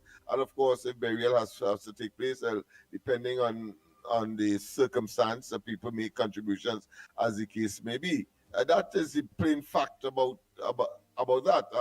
Of course, if you get him this morning, you'll be able to ratify or to put in any nuance that may not be there. But certainly, that is the scenario. Once again, he was driving on the inner lane, the lane closest to the median. Right, there was another vehicle that was on driving the same direction in the middle lane, and there was a vehicle that came suddenly on the outer lane, and the vehicle that was closest to him in the middle lane, in an attempt to avoid some kind of collision with that vehicle that suddenly came on the outside, he drove into him whilst he was, of course, on the inner lane. Can't go anywhere, so he crashed into, of course, the median. And while, of course, the vehicle was at a standstill, now that he can't go anywhere, he crashed. A vehicle from behind on his lane, the same lane that he was in, the inner lane, crashed behind him. And of course, the injury was sustained. Luckily for him, he didn't sustain any. But of course, I'm sure that he would have been traumatized as anybody in such circumstance. So that is where is that? And of course, it's around 5-something in the morning. That might be the other piece of detail that may have been left out. I don't know if you have any comment you want to make, Andy. I know that you're trying to get him now so that we can confirm, ratify if those were the chronology or the circumstances or the series or the order of the event that took place. So to ask for whether government is involved, whether they will go compensate and all of that, I think it's stretching it a bit far. That is what? Yeah. In the accident? Pardon me? That's in what? In the accident? Yeah. People are asking that? Remember, one Government person eventually died in the hospital. Oh, but so they are asking whether or not government will help in the funeral arrangements and so on. And I'm saying that it should be treated as any other accident of a similar nature. That is not the first time, not the second time, and of course, we hopefully we don't want it to, but that is human situation. That is human reality, and therefore that will happen again in the future. But the fact of the matter is that to ask to bring the government to be involved and to, of course, ask him to do things that I think that is unrealistic. But it's irrelevant, really. Yeah. Go ahead. Well, people are asking, they say, Lennox Smith, where is Joy? Well, some of the PNMites, well, the normal people will say, where is Joy? They're missing her. But the PNMites will ask, well, they will say, Lennox Smith, where is Joy? You left with she yesterday, you know. So, you know, they don't know if you live with she. And it's a big house you had here. You have a very, very big house, you know. Well, she claimed that she's a beautiful woman, so you never could tell. Okay then. But what's about other headliners now, man? Let's go and see what mischief that they're making. Well, of course, the Hilaire maybe is now, of course, in a hellish situation because he has been dismissed, and former Minister of Finance Larry Hawaii is now, of course, the governor of the central bank. He was replaced and was given his instruments, I think, yesterday by Dave Tanku, the current Minister of Finance, and of course his cohort, if you want to call it that. Nice. But yeah, what? Remember we know in planning. Right. Remember we know about dismissal and thing because we see what went on with Jawala. We see what went on and how it go. How did our government and who we support went about doing that? Meaning he got fired for breaking rules. And it wasn't like what they do to Jawala also. Give us an explanation because you know it had them paying Saudi. I want to come to that. Now, here it is that Jawala gave too much information and he was fired for that, to put it that way, in the public's interest according to him. And of course, he was compensated. This one, in this particular case with Hilaire, he refused to give information. He refused to cooperate with the Minister of Finance by providing, of course, information and getting the Auditor General to to look at the books of the central bank. And as a result, of course, they made the case, and I think that was the basis. Whether he would take it to court or not, that is a matter for him, right? Because he could, I suppose anybody could take anything to court, is whether or not you have the evidence to show that your case is sustainable and you can get compensated as a consequence. So that's the simple fact about that. There may be other nuances that we don't know about, but it was in the public domain that he refused to give certain information, particularly about Forex. And of course, you know that the country has a Forex crunch, and the central bank is critical to that. And there should be some kind of cooperation between the governor and the minister who is responsible for the overall management of this, of the state, of the country, of our advancement, of our economy, etc. And therefore there should be some, what I consider to be mutual cooperation. But if a critical matter like that, you refuse to give information, because I think when he was interviewed, Hilaire was interviewed, he said that he got fired for doing his job, and he's pleased about it. So that's where the cookie has crumbled. All right. So. Oh, so on that aspect, that is how that aspect went.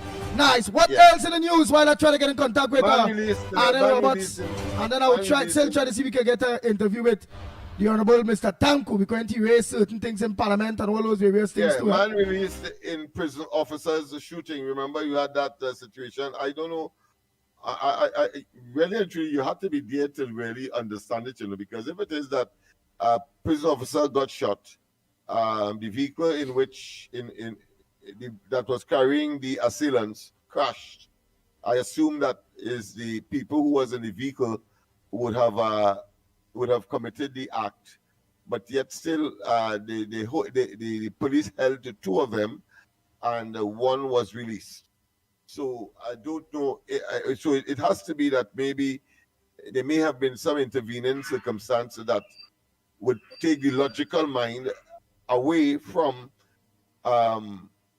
concluding that both of them should be at least held and be charged for that particular incident. But it appears that something has happened there. Maybe they ran away and they caught the wrong man. I don't know.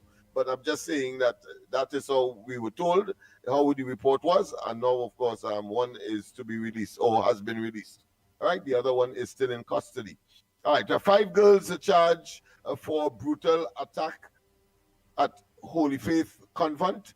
And of course, the Prime Minister did express a deep concern about these matters, and that students should be charged, and the whole question of I think it determines ID or IID in capax, meaning that people who have a Latin expression for people who have criminal liability. And in Trinidad, of course, they say that a person below the age of 10 cannot be charged for criminal liability or be held culpable for criminal liability. So suppose these students will be above 10 and therefore can be charged, and understand is about it's about as a result of their aggression, they have been charged for various offenses. So we'll see how that pans out. Police probe into fatal accident ongoing. So I suppose that is again with the Anil Roberts matter. Gonzalez, Wassa, dismantling partisan corrupt. Dismantling partisan corrupt. Well, of course, he has been bellowing that the government ought not to dismantle or reject their plans for Wassa, the restructuring of Wassa. Well, the present government has not just dismissed that plan, but the CEO, I think that is a little more legalistic situation where they have fired the CEO and replaced him with a temporary CEO. And I think that seemed to be a matter that is destined for the courts because, of course, the circumstances under which he came in and the circumstances under which he was fired. They're talking about the substantive CEO that was instituted under the last administration. So we see how that pans out. Let's medial police at airport, a good move. Well, not the medial that we know, but there's a former head of the Civil Aviation Authority with responsibility for the airport. A man was making that comment. Is not the Lakshmi DL that we know, and he is saying that this ought to have been done a long time ago, and that is to say to put police officers there, plain clothes, non-plain clothes, and of course with sniffer dogs, etc., so that you give a sense of greater security, having regard, of course, to the robbery that took place and the murder of someone on the precincts of the airport, in Trinidad here. I'm talking about Piaco. Hawaii appointed central bank governor. So I think we are very familiar with him. He was a former minister of finance, and now, of course, he has been appointed, replacing Hilaire. And of course, what he said in also in terms, he was specifically retained for the purpose of looking at our foreign exchange shortages and the equitable distribution thereof. You know, the last government had rescinded the distribution of forex under the previous UNC administration to all banks, small or large, but they reverted back to, of course, only the large banks, and that has not, of course, created any movement to making sure that forex is available on demand, and so, of course, that was a failed policy, and not that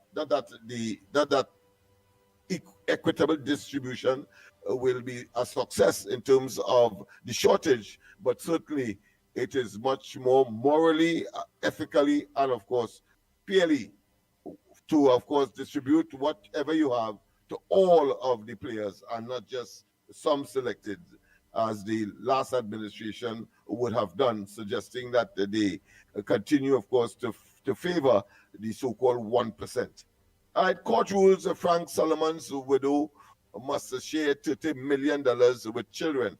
There's an unfortunate situation. Frank Solomon, as you know, a former government official I think is a lawyer, and he left some monies in trust for the wife and the children. The wife was supposed to be the person to manage the whole scenario, but she wanted to take all, and the children took her to court, and now the judge is saying that the money should be shared equally among all of them, including, of course, the wife and therefore the children as well. So we look, well, of course, that is one matter that I think was fairly dealt with as far as the courts are concerned. Well, again, 5 school girls charged for assault, yes, on Holy Faith Convent student, and of course, the matter with respect to Southeast government, there's another fracas that triggered the Prime Minister's chagrin and deep concern that, of course, these students should be charged once they are found, once the evidence shows that they should be. Well, this matter is still outstanding. Of course, there are other mechanisms that are at play. The Parent Teachers Association. You also have, of course, the parents themselves. You have the teachers themselves. You have the police themselves, all having, of course, different views as to how this matter should be treated, including, of course, that of the Ministry of Education. Government replaces WASA CEO, right? Keith Roy Holiday. Well, of course, I mentioned that earlier with respect, of course, to the government possibility that they would be exposed to legal action. He is tight-lipped, however, when asked about whether he will take legal recourse. He preferred to give up a parable.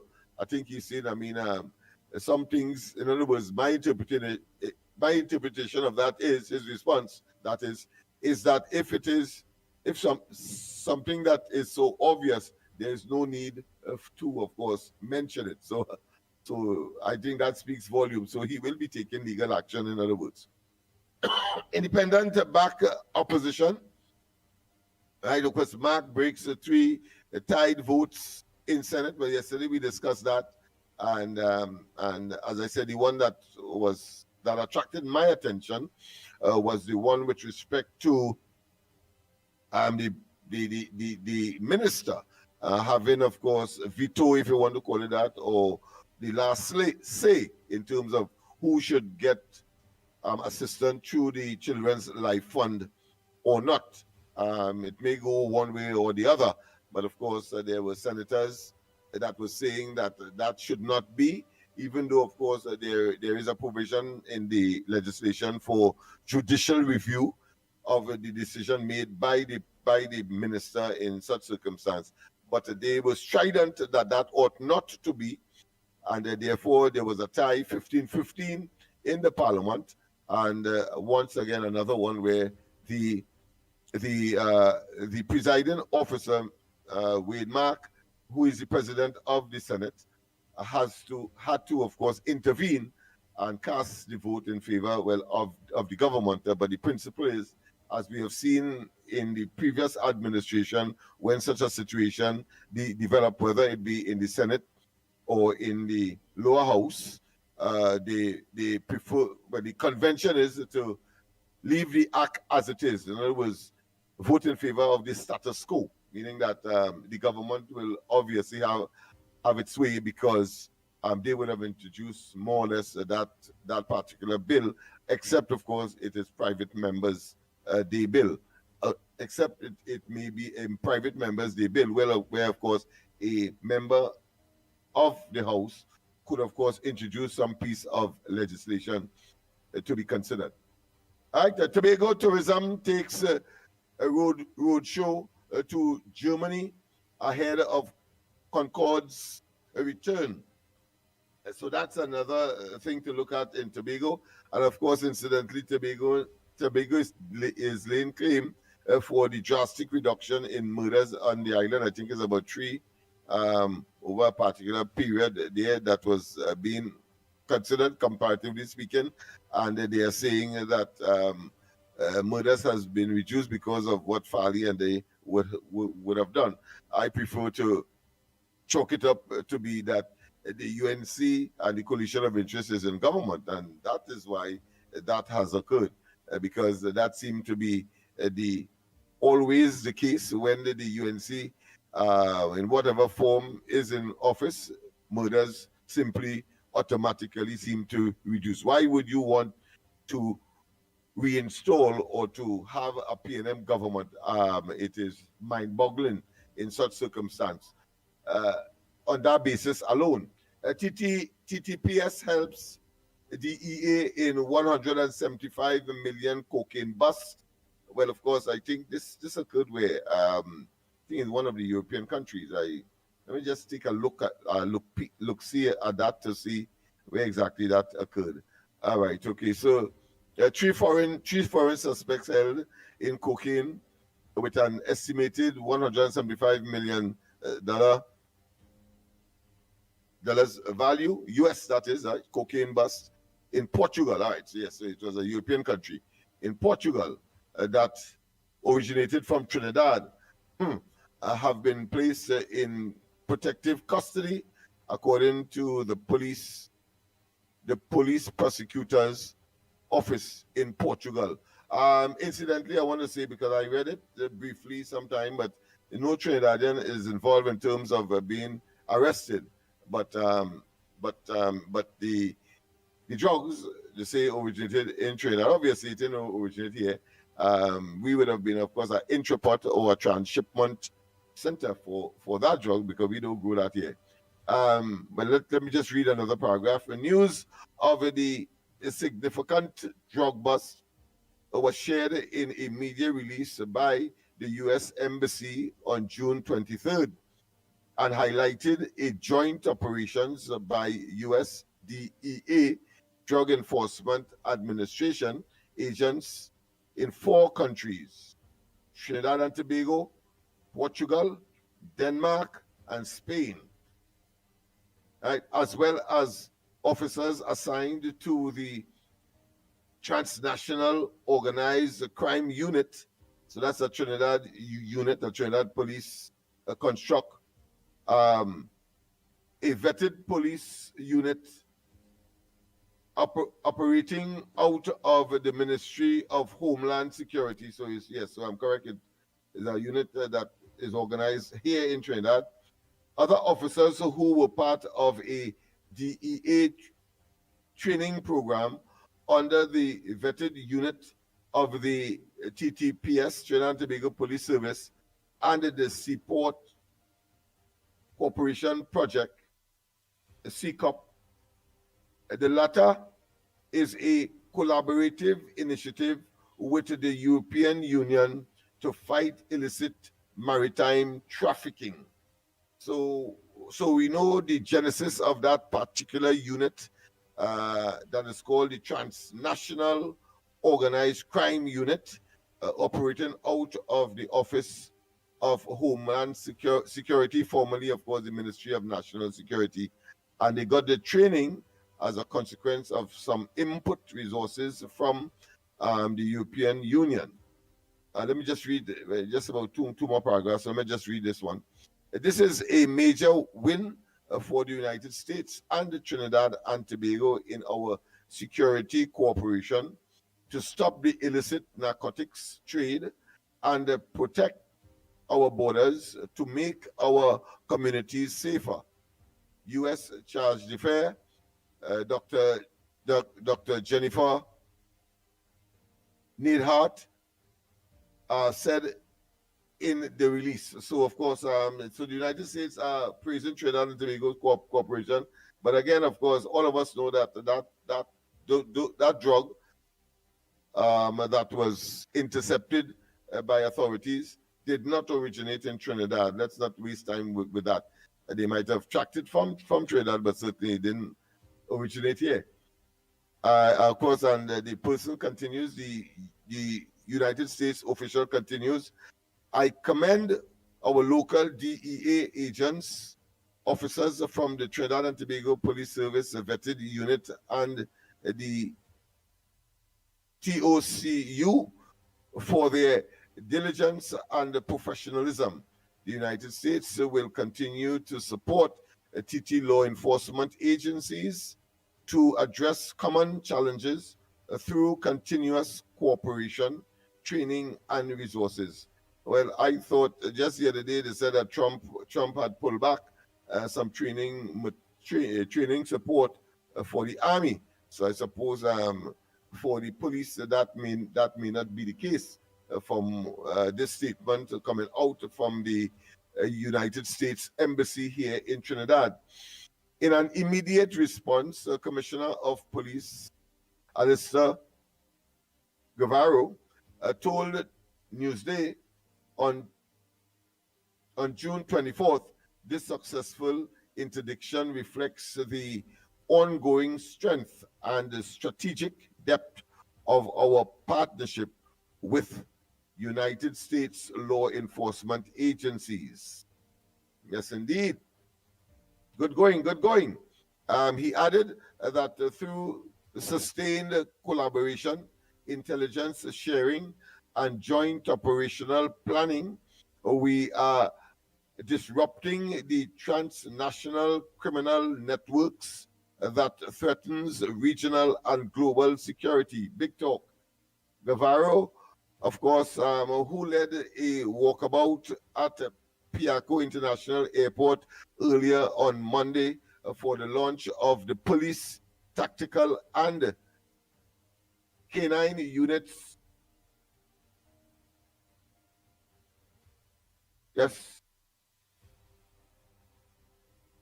for the airport, specifically for the airport, told Newsday that the Trinidad and Tobago Police Service remained unwavering in its commitment to international cooperation as demonstrated by this interdiction, which he added demonstrates what can be achieved when jurisdictions work in close alignment. We commend the efforts of our U.S. counterparts and reaffirm our shared resolve to combat organized crime and protect our citizens from its far-reaching impact, the newly minted top cop said.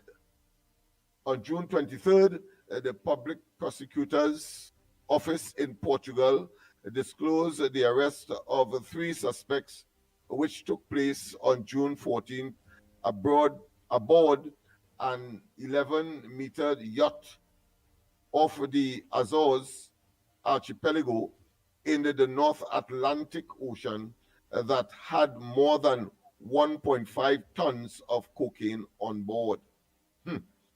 The joint operation was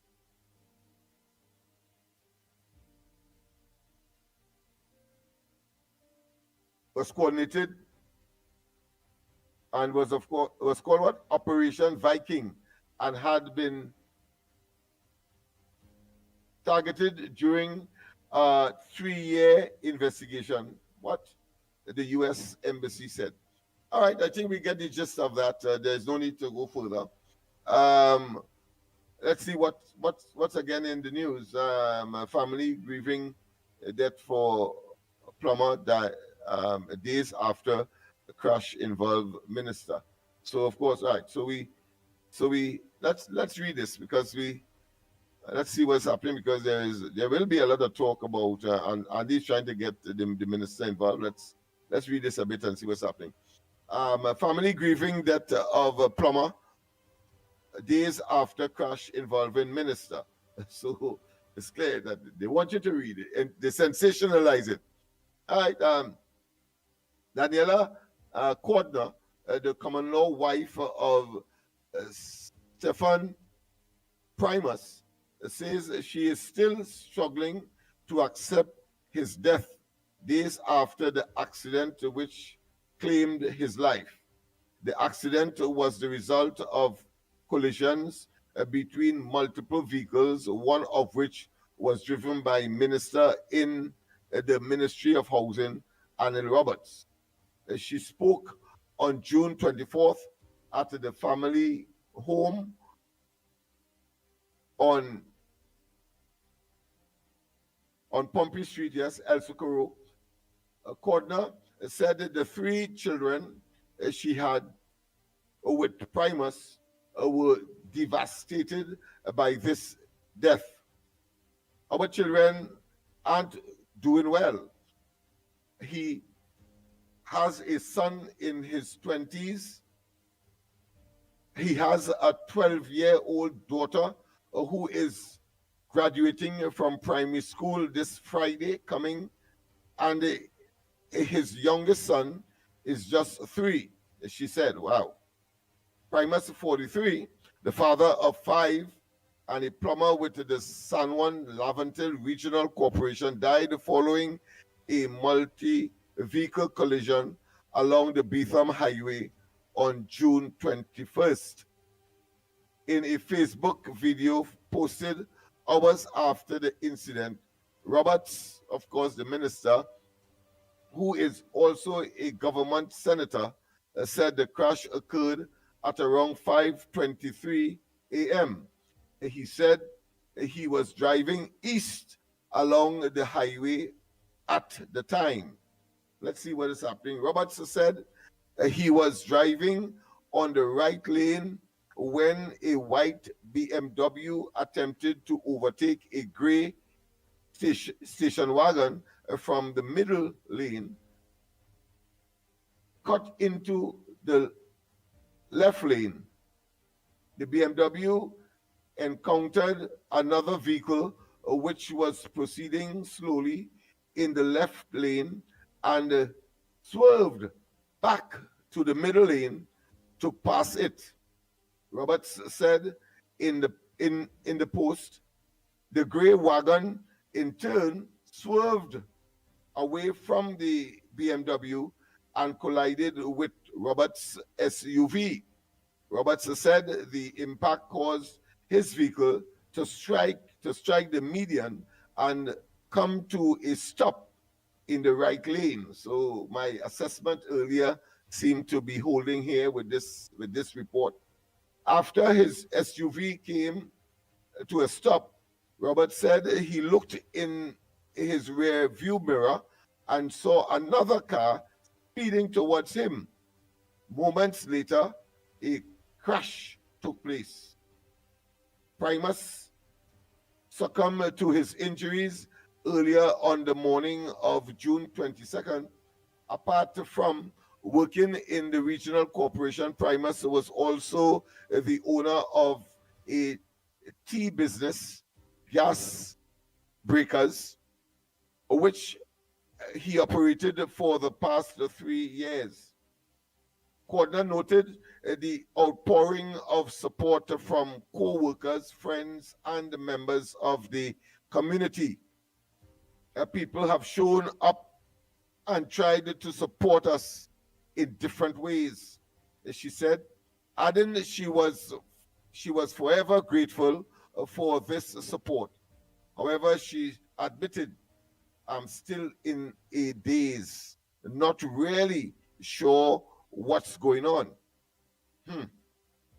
She described Primus as a hardworking and passionate entrepreneur, saying that days before the fatal crash, he received product approval for his tea from the Caribbean Industrial Research Institute, Cariri, as part of efforts to take his business to newer heights.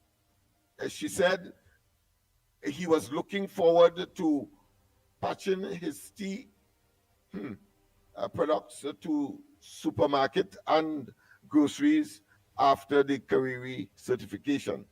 So he's an ambitious guy, of course, working with the Laventil Regional Corporation as a plumber, as well as, of course, pulling bull as well. Cordner said that she will remember Primus as someone who was well loved in the community, always willing to help others, and was never afraid of hard work. In addition to plumbing and his tea business, he also drove PH private hire to support his family. So people, that is, I think, in the absence of the minister, and if we don't get him this morning, at least you would have had Newsday outline as to what transpired, and part of which came from Roberts himself.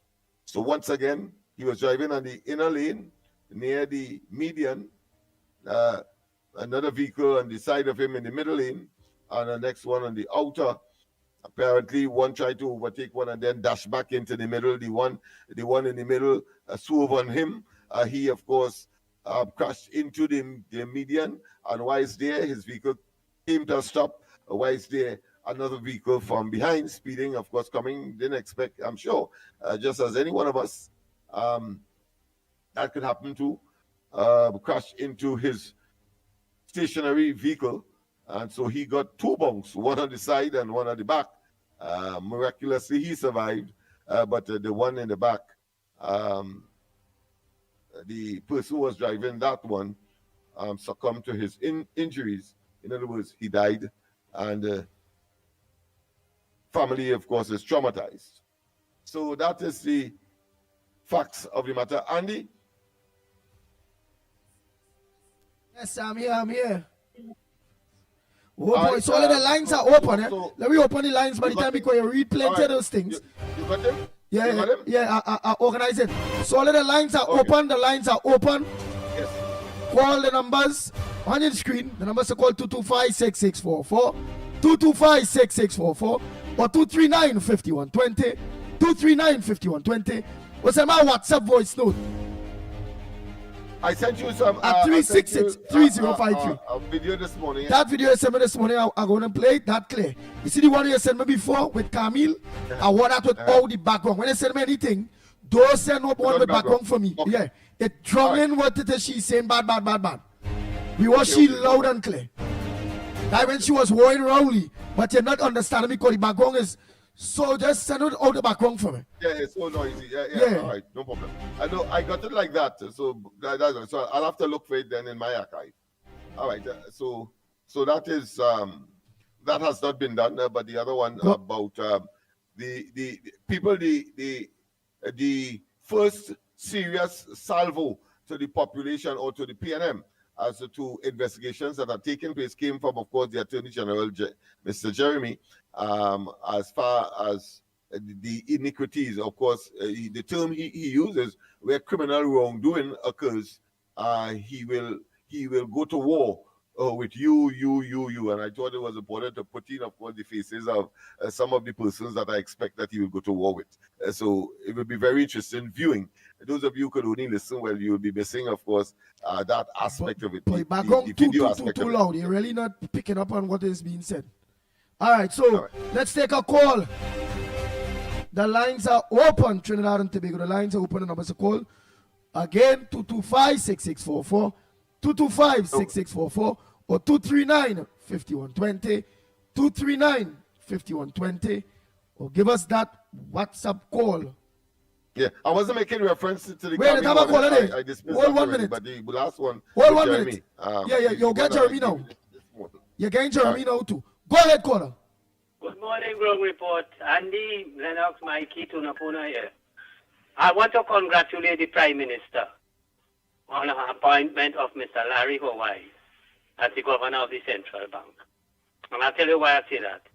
When Mr. Larry Hawaii was the Minister of Finance under the People's Partnership government, what shall we handle the finances of this country? There were absolutely no taxes. There was no removal of subsidies on gas or anything at all, or any of the utilities whatsoever.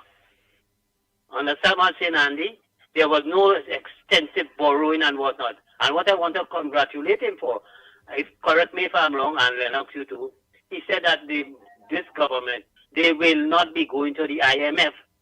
Because, you know, that is the rumor that PNM spreading, Bimbos and all of them, Brandman and all of them, and some of them so-called PNMites, is claiming that, you know, the government is now, they're going to devalue the money, and they're going to the IMF and whatnot and whatnot. Well, he has dished that.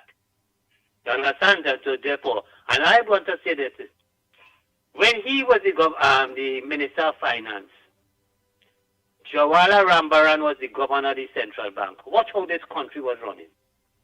We had absolutely no problem, no financial problem. This country was in no crisis. Although Patrick Manning, they leave this country broken with Ian Kohler, Hart and all of them. And they drain out all the money from NIPDEC and all of that kind of thing to build all them big fancy buildings in town and whatnot, and left a lot of them unoccupied and incomplete.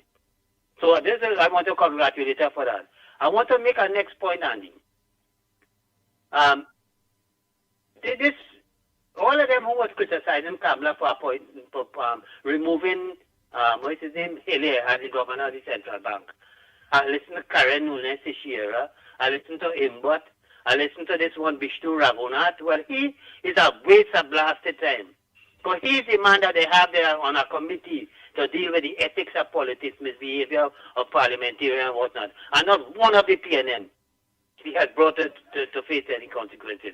When Stuart Young used obscene language, when he talked about Kamala with Zami and all them kind of things, Vishnu Raghunath, you was dancing for your, playing for your money, fighting for your job as a lecturer at UWE. And I feel that the time has reached now that they have to remove you from that position of the head of the ethics of politics committee. But what I want to say is this: call me but you keep harping, just like Karen Nunes, and all they're talking about what this government will be exposing themselves to litigation, court matters, and what because of the removal of Hilaire. And he said, you see, when they remove Rambaran and whatnot, and what have you, and he would keep using his free term that all because Hilaire didn't expose who are the people receiving the foreign exchange. This is why this government removed him. Jawaharlal Rambaran disclosed the names of the people who were getting foreign exchange. But it's not because of that only fire him. He was a UNC man. But unlike this with Hilaire was a part of a conspiracy with the PNM government, a part of the Cosa Nostra, the mafia gang that was hiding the revenues of this country when almost $3 billion went missing. When the Auditor General disclosed that, you said absolutely nothing, Hilaire. You should, you know, plus that, you never state what is the state of the economy in terms of our finances, our reserve, our what debt, and all these kind of things. You never disclose that. And also, what is even strange is when you refuse the Auditor General, which is stated in law, the Auditor General could audit the central bank. You refuse to allow her to do it based on instructions you receive from Kwame. So Kwame, you and Hilaire and all here. This is not just a case of you being removed, Hilaire. This is a matter that has to be investigated by the police because you sat there and presided over what happened with this economy and was hiding and denying the Auditor General from going there to audit the accounts. And this is stipulated in law. So, Imbot, I want to tell you something. Don't feel you're going away, That money is still missing. We qualify investigation, We ain't leaving nothing unturned, because this government talk about transparency, accountability, going after all those white-collar crime and all these people tracing the money and what other thing. And if they don't live up to that expectation, because this is what overwhelming people voting only in for, So that's only could do with that, because why? We want to get back the millions or maybe the billions that was stolen from this country by PNM and their associates, be the business sector, the contractors and everybody. And I am saying, this is a new dispensation. And Kamala Prasad says, you start off on a good footing. The Revenue Authority, the property tax, the Children Life Fund, and also the removal of the governor of the central bank. Now we see we have a new CEO at WASA and what have you and what not. This is what we are about. And I want to tell all those people who get these as new appointments in the various things like the CEO of WASA and Mr. Hawaii and all these people and them, and the chairman and the board of WASA and what not. This is not because of no party affiliation. This was done because we didn't want to do it like how PNM do it. Just appoint the people who incompetent, who are fit for the position and get them big money or whatever, like how they have Anthony Garcia and all of them on their comments and whatnot. This is about what the Prime Minister, the government wants is delivery. They want people who are competent enough to do the job. And let me tell you something. All you have to put on all your boots and hit the ground running, Because we are sticking and all, we are staying and taking nothing idly by. Although we support the government, we want deliverabilities, we want performance, and unless that we start to see that happening. Why is it happening, you know? But let me tell you something. All those who have their position, let me tell you something. Hit the ground running. Understand what I'm saying, Andy? And but don't try this kind of dotishness and tell me about they fire him because he disclosed the name of those who received the fire. He didn't disclose the name of those who received the foreign exchange. No, it is that. It is because he was part of a conspiracy with Georgia and the PNM government to hide and to, I had to say, condone corruption. And this is the reason why he was removed. So let them come now and let them bring lawsuit and whatnot and things. And the government is prepared because I think they have done a study of what they did in terms of removing him and whatnot. And they are prepared for the consequences. And they have a blessed morning, my brother.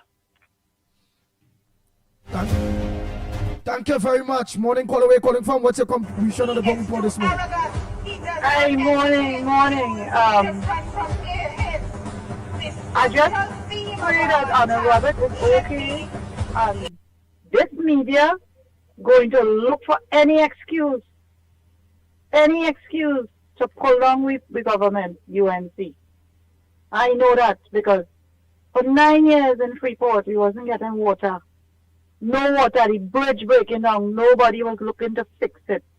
Soon as UNC wins, I wouldn't call no name, one of the media service come up and post a video showing the bridge. After 9 years, they never come to do that.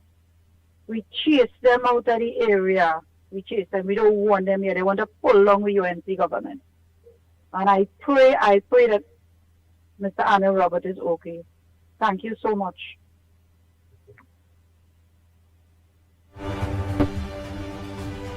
Thank you very much, caller.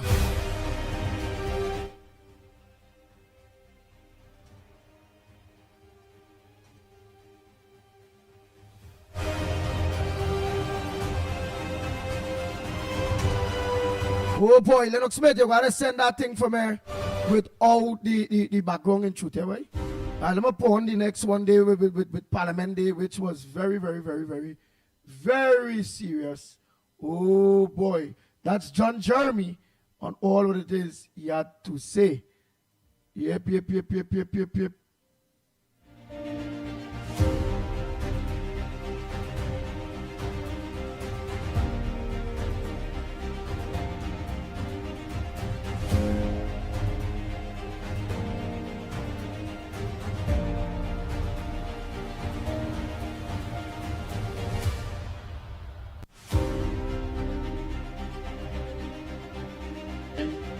Criminal wrongdoing is alleged.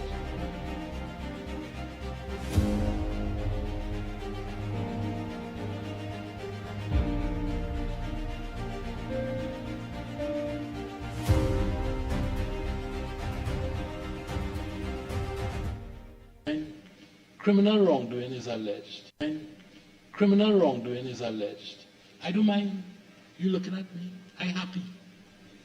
But when you look at the political leader and Prime Minister of the United National Congress, her grandmother, who has served this country for however long, never had. Come on. What is that? Never had one standard raised against her. I will go to war with you. I will go to war with you. I will go to war with you. I will go to war with you. I will go to war with you. I will go to war with you. I will go to war with you. I will go to war with you. I will go to war with you. I will go to war with you. I will go to war with you. The point: criminal wrongdoing is alleged. Criminal wrongdoing is alleged. I don't mind you looking at me. I'm happy.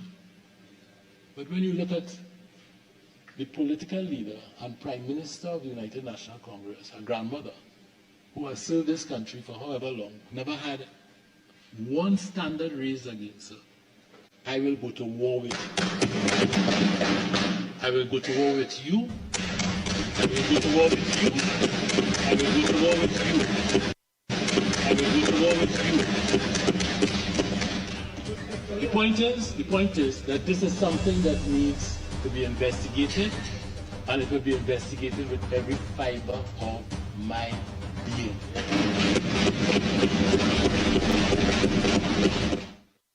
Nice. The point is that is something that needs to be investigated, and it will be investigated with every fiber in him, as he rightfully said. Right? In the future again, please don't add no background when you're sending from me. No background.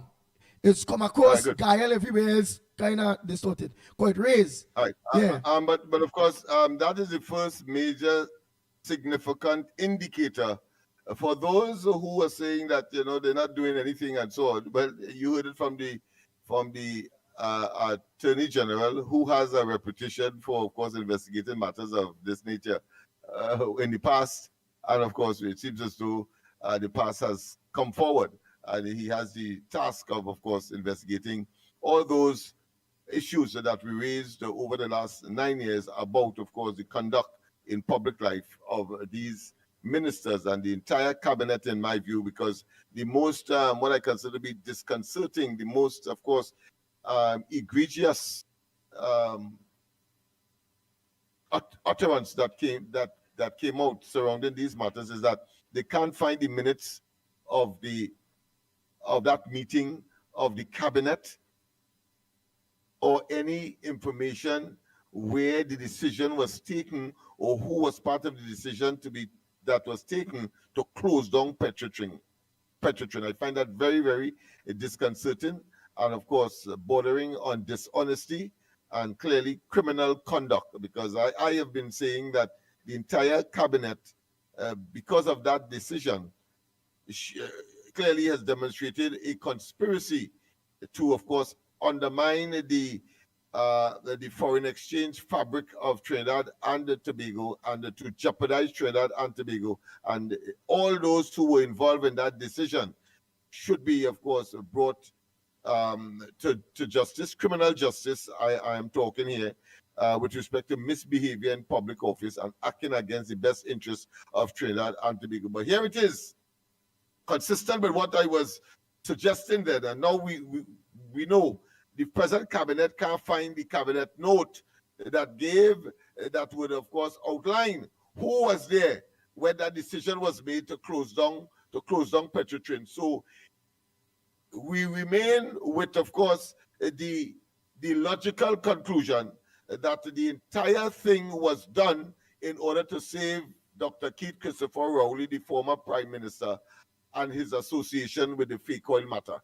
That is one of the conclusions one has to draw, because if it is you can't find the notes, it gives credence for not more speculation, but to confirm that they know they were doing wrong, and of course cover it up.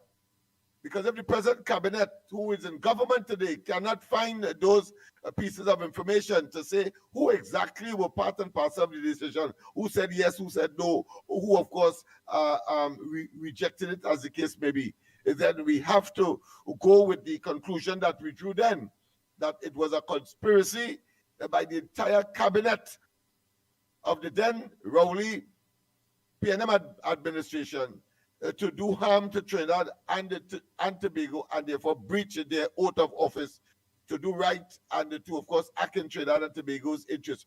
Unpatriotic, in other words. Well, Andy. Thank you. Go ahead, caller. Morning. Good morning to the ground report and Mickie K, Lennox, and also Andy Will. I'm calling from Granny. What I have to say, boy, is that we are seeing a conspiracy that is going on in the Senate, right now, because Christine Kangaroo had put 9 moles in the Senate to obstruct any bill that the government bring into pass in the Senate. And the president will always have to, and he says they're talking about, he will always have to make a casting vote on the government side to help to make our bill pass. Because if you check what happened, 9 of them voting with the opposition. That don't happen so. And that is put there since Christine Kangaloo take up office, I believe it was the 20th of March 2023. So she will go, I believe, in 2028. So this is what this government will have to face up with for this next 3 years. Obstruction in the Senate. So that anytime 1 or 2 ministers might get sick, where they can't attend the Senate when they have important bill to pass, that will be the obstruction. Because that 9 people is straight PNM. It is no independent senators there, as how it normally be in the past. So as I said that, I would like to congratulate Mr. Howard in becoming the governor of the central bank. And Kamala did the right thing. Because all of us were saying that, even you and the Lennox, everybody was saying that remove this man. Because you can't have an obstructionist causing you no that general had to go and investigate that money. What is 2.6 billion? And Mr. Inboot and them trying to defend something that is full all the time. These people is just shameless. Getting up and talking in the Senate, in the Parliament, about things that when the ministers bring in proof, they may even have a proof to show. And they just get up and talk wildly. But we know Inboot and them just ain't good. These people are really evil. And they in that Parliament is to only obstruct. But I just hope that the Attorney General could really bring some kind of matter on what never happened in Trinidad and Tobago and put these people to rest. That is my saying today, brother. Thank you very much. Next caller, please. Good morning to you. Where are you calling from? What's your contribution on the ground report this morning? Andy, good morning. I just want to remind Lennox, I had a conversation with him yesterday, that the pendulum has swung, but it didn't go all the way because with the UNC, the pendulum stopped at 26 and the PNM still remain with 15. But anyway, that is not what I call about this morning. What I want to talk about this morning, Lennox, my good friend Lennox, I just want to know if the police can reopen the case against the oil scandal. Because that case was not pursued to the full entirety, which should have gone to the Privy Council. And I personally believe the police did not do a thorough investigation on the matter. Because how could it be that you can't find the evidence and a man come out and say, I am going down alone? That is convincing evidence that something was amiss. And I wish they could open back that case and find this man Duki or who he was. Trinidad is a small country, how they couldn't find that man? Something real was suspicious about that whole matter. In fact, oil was being stolen before this matter came about. And I can tell you that Patrick Manning fired a man who was stealing oil in his time, and it's the same procedure they have used because maybe they know each other and that. I wouldn't want to go further than that. But I would like the government on this new Attorney General to look into the matter. We have a new police commissioner now. Maybe they will find something interesting. They can bring this matter to a close because that oil scandal is as Mr. Professor Kojo say, is the cause of all our sorrows in this country. It is the cause of all our sorrows. From the day that oil refinery was shut down and had corrupt practices, the whole economy of Trinidad went down. The forex went down. Unemployment went down. Labor unrest, all these things. Price of goods went up since that. And this something has to give way that we could find and come to the bottom of this, because I cannot, in my own conscience, believe that money was missing, could not be accounted for, and nobody get locked up. Something wrong somewhere there, Mr. Right? So we have to ask the Attorney General if they could open and get the police to do a thorough investigation, look for all the flaws in the matter, and reopen that case. Thank you very much. I don't know if I'm wrong or right, but I believe it could open a case if there is new evidence. Thank you. Morning, caller. Where you calling from? What's your contribution on the Gong Report this morning? Hi, Andy. Good morning. Calling from Pity Valley. Good morning, Trinidad and Tobago. Andy, PNM in opposition, but they want this government to carry on where they left on, whatever they were doing. Case in point is Cummins.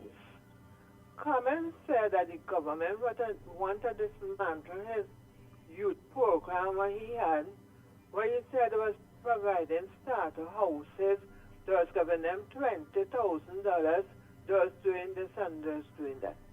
Andy, what do you believe? A parent put up a thing on TikTok.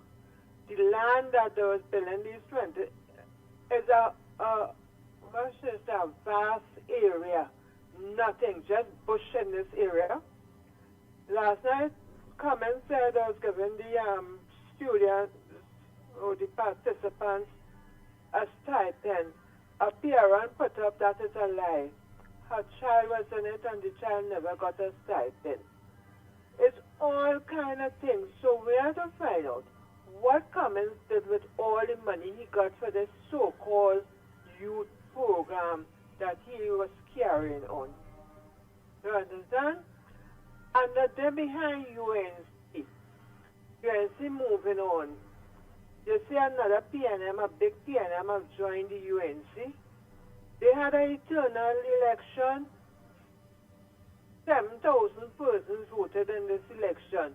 Again, Cummins said why the voter turnout was low was because they already had a leader, Penelope Beckles, so people wasn't too worried about that. That's why it had a low voter turnout. So, Andy, this government, and they could say what I want to know. We get an official documents. It's in UC and IC. Official documents the UNC getting. So let us see what is going to happen. Thank you.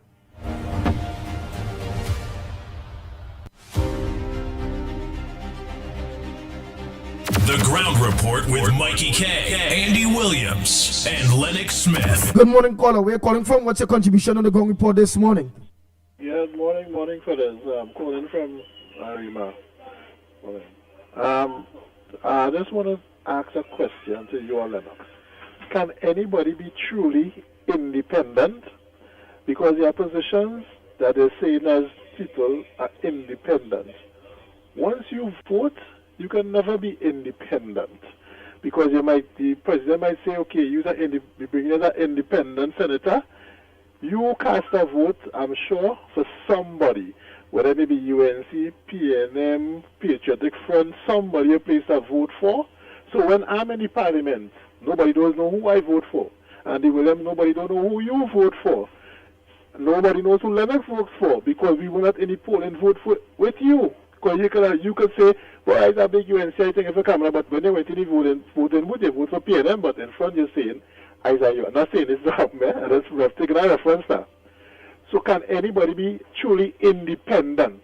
Can anybody in the public service, all the public servants, can you say they're independent? They have preferences on who they voted for. So I might like what UNC point now, but I'm in a position like the commissioner. Example, the commissioner. You know who the commissioner vote for? You cannot say the commissioner is, the people say, oh, it's an independent position. But the person themselves may not be independent.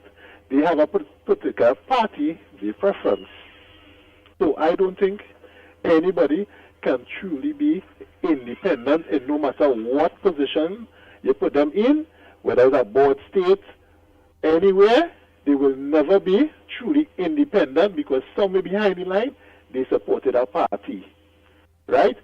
They may not show it up in front, but in the background, in the head, they supported a party. So So nobody, I don't think anybody can truly be independent in any position you put them in.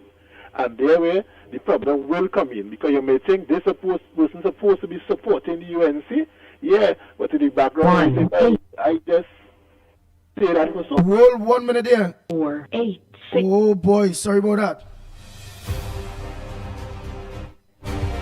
Oh boy, try to call back. Remember we trying to get on to, and Miss Mohit give the thing Lennox Smith that today we'd have been able, because and she is the social development minister. Miss Mohit, Lennox Smith. Yeah. Miss Mohit, let me just peep quick and see what call back. Call back. Just trying to get up? Yeah, and well, I sent a message to Arnold Roberts too. All right. Yeah, she's the Minister of the People, Social Development and Family Services, which will deal with the issue. Remember, we wanted to talk to her based on the issue of the Children's Life Fund.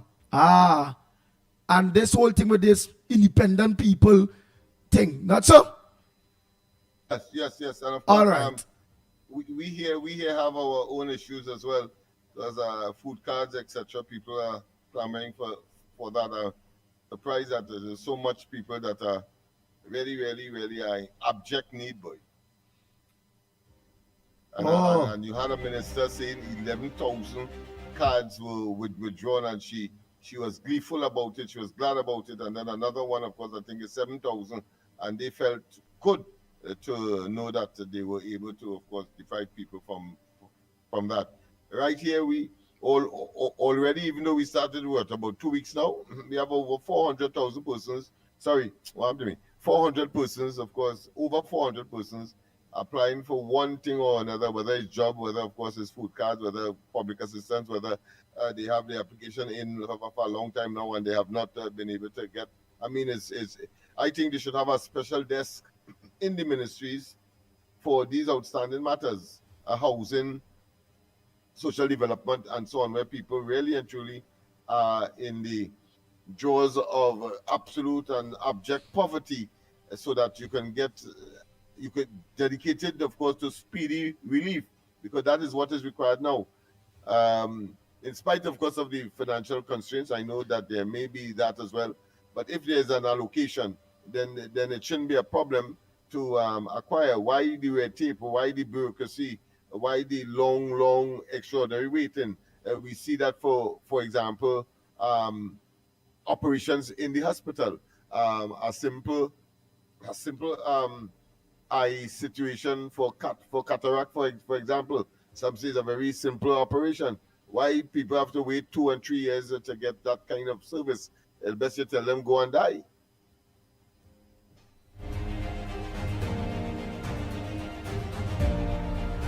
So truth.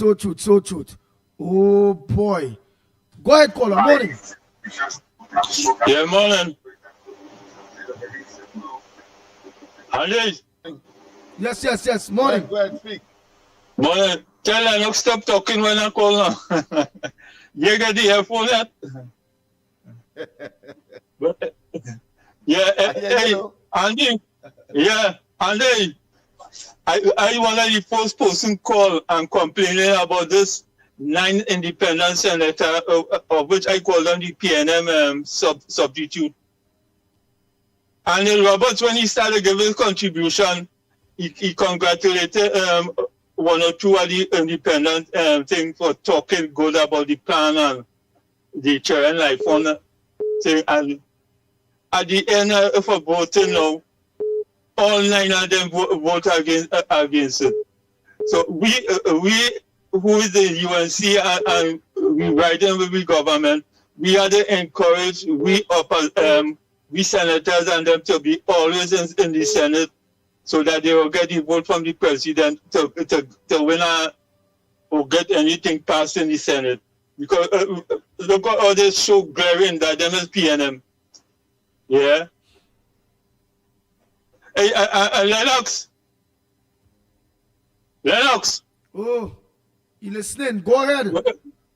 When the Me Too people coming for your partner? Oh boy, oh boy, oh boy. Let's on something else there. Anyhow, all of the lines are open because I'll play some voice notes in a bit. I'll play some voice notes in a bit. So, come on.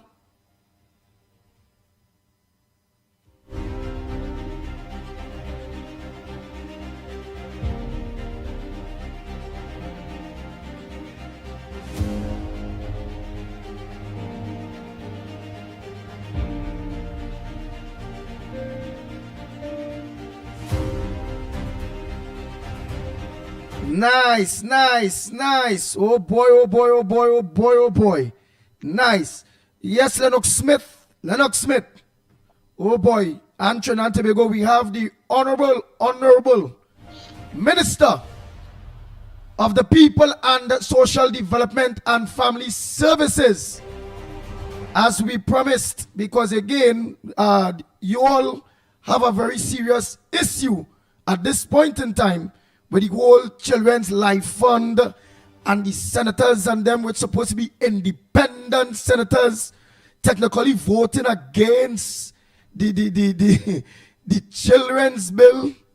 And as we all see, the Speaker of the House, not the Speaker, but the President or the Senate had to cast a vote and all those various things. So let me say a pleasant good morning to you, Miss Mohit. Mohit. Yes, Mohit. And Lennox Smith, you go ahead. Talk to the minister. Yes, indeed, of course, well, let me say Minister. Honorable, yes, the Minister of the People. Pleasant good morning to you. Welcome, of course, to the ground report. Yes, indeed, of course, there is a lot of disquiet. Could you give us a ball by ball, because we try to do it ourselves. And incidentally, let me personally, as well as on behalf of the team, congratulate you for your maiden address in the Parliament. I thought it was scintillating. Yeah, I thought it was factual, and I thought it was dynamic. But of course, most importantly, you did your duty as expected in the Parliament. So welcome. Could you give us an idea of what transpired? I know that you are not in the Senate, but I'm sure that you would have had some kind of information. Then, of course, we'll go directly into your portfolio and some of the things that you mentioned. For example, that of delays that you would have met there. But just tell us what has happened with respect to the Children's Life Fund as far as the Senate is concerned, even though you are not a senator. Go ahead. Well, good morning to you all, first of all, and thank you for having me. Yes. All I can say on the Children's Life Fund, because, we are a responsible government. So I will stay in my lane. This would better be posed to the Minister of Health. But what I can tell you as the Minister of the People, with charged with responsibility for children now as well, is that we are focused on the children, and we will do all that matters for the children. It was impressive to see what happened in the Senate, despite the fact of what happened with the independent bench and the PNM. It was impressive to see that our very well-experienced president of the Senate who served in the Senate for several years, would have exercised his right, and in doing so, to serve the children of this country who may be faced with serious illnesses and so on. So I commend him for that. And I reiterate the position of the government in terms of the commitment to children and how we will continue to serve them. Good morning. As a matter of fact, as Minister of the People, we play a role in that as well in terms of referrals and so on. So when it comes to needy children or, cases we may encounter from a ministry level. So I support my Senate colleagues, and I want to tell them, publicly, thanks for their strength in supporting our children. Great. Well, let's get to your specific portfolio. You did, of course, in your maiden speech. We have already, of course, commended you for that. With respect, of course, to these inordinate delays and what mechanisms you did, of course, say it, but also for the benefit of those who may not have heard. what mechanism you would have put in place, of course, to expedite, to fast track some of the long outstanding services that people would have applied for. And of course, these people are from the lowest rung of the socio-economic ladder. In other words, you're talking about the seriously poor people in this country that are seeking, of course, some kind of hands up from that particular ministry. After all, that is the purpose for which it was established in the first place. So could you give us a little rundown as to some of the things that you have met and what corrective actions that are in train at this point in time? Yeah, because minister people only complaining about the NIS lay, they taking long, but we did see the papers too where you met some kind of backlog of 600 and something people, and in no time 6,000 some people, and in no time it went down to something like 100 and something people again to go, and we was like, whoa. In that late space of time, look at what Miss Mohit. Yeah, we were flabbergasted and we were aghast at the same time. Go ahead. Yes. Well, firstly, thank you all for, a lot of people called me and said, those fellas bigging you up on the radio. I say, really? So thanks a lot for that, for recognizing, my contribution in the house, which is my first responsibility, of course. When it comes to, NIS is under the Ministry of Finance, but of course we require them in terms of our grants and deliberating on our grants and approvals and so on. And when I went there and I saw what's happening into the ministry, I met a backlog and I couldn't believe what I met. So you want to know a little bit of what was done? Well, here's what was done. A lot of meetings, lengthy meetings, coordinated approach. I called up on our ministers one time. I said, listen, Minister of Finance, I have a serious problem. Minister of Homeland Security, we still have some outstanding matters with immigration. They are responding to some because they have some issues with their system as well. But the point is we are working on the immigration. But the NIB was 6,400 NIB requests we would have sent from our ministry to NIB. And I called up my colleagues. I said, listen, we have to solve this. These are needy people. These are vulnerable people are waiting our assistance. So in one weekend, Minister of Finance, would have put me onto NIB. NIB worked with me in one weekend to clear that backlog. All right. Immigration as well. They submitted some responses to us out of the 1,500 plus, and we are awaiting the remaining responses. But the point about it and the fact of the matter remains that we are committed, and it's not just a saying, we are committed to solving issues. Because when you take up this job, you have to be a problem solver. So we are committed to solving the issues that we would have met, and of course to initiate programs which would help our people. Not just plenty people are of the view that we would help supporters. No, we are here to help all of Trinidad and Tobago, and I can tell you it's long hours. It's a lot of meetings, a lot of site visits. It's a huge ministry with a lot of responsibility, but me, I'm up for the fight, and I'm working in partnership with the ministry officials. I'm working in partnership with my ministerial colleagues and so on to ensure that we deal with the issues. It's a ministry with a lot of issues, as you would have seen as well, not just NIB. I heard you said you were flabbergasted. Checks, where there were issues in terms of fraud and so on. Since 2024, Ombudsman would have been dealing with this. It took a UNC government to go in there and say, hey, listen, we have to solve these matters. As soon as I got it, look, in 2 weeks, yesterday, I got in for confirmation that the gentleman would have come in to collect his check. So beautiful. Yes, I read that part. We met a lot. Yes. Well, of course, there is some confusion, and for clarity thereof, as far as the public is concerned, and to minimize confusion as far as possible applicants are concerned. Tell us the relationship between, of course, a person, let's say, hypothetically, given a hypothetical situation, they applied for the old age pension or the senior citizen grant, not grantor, but of course pension, and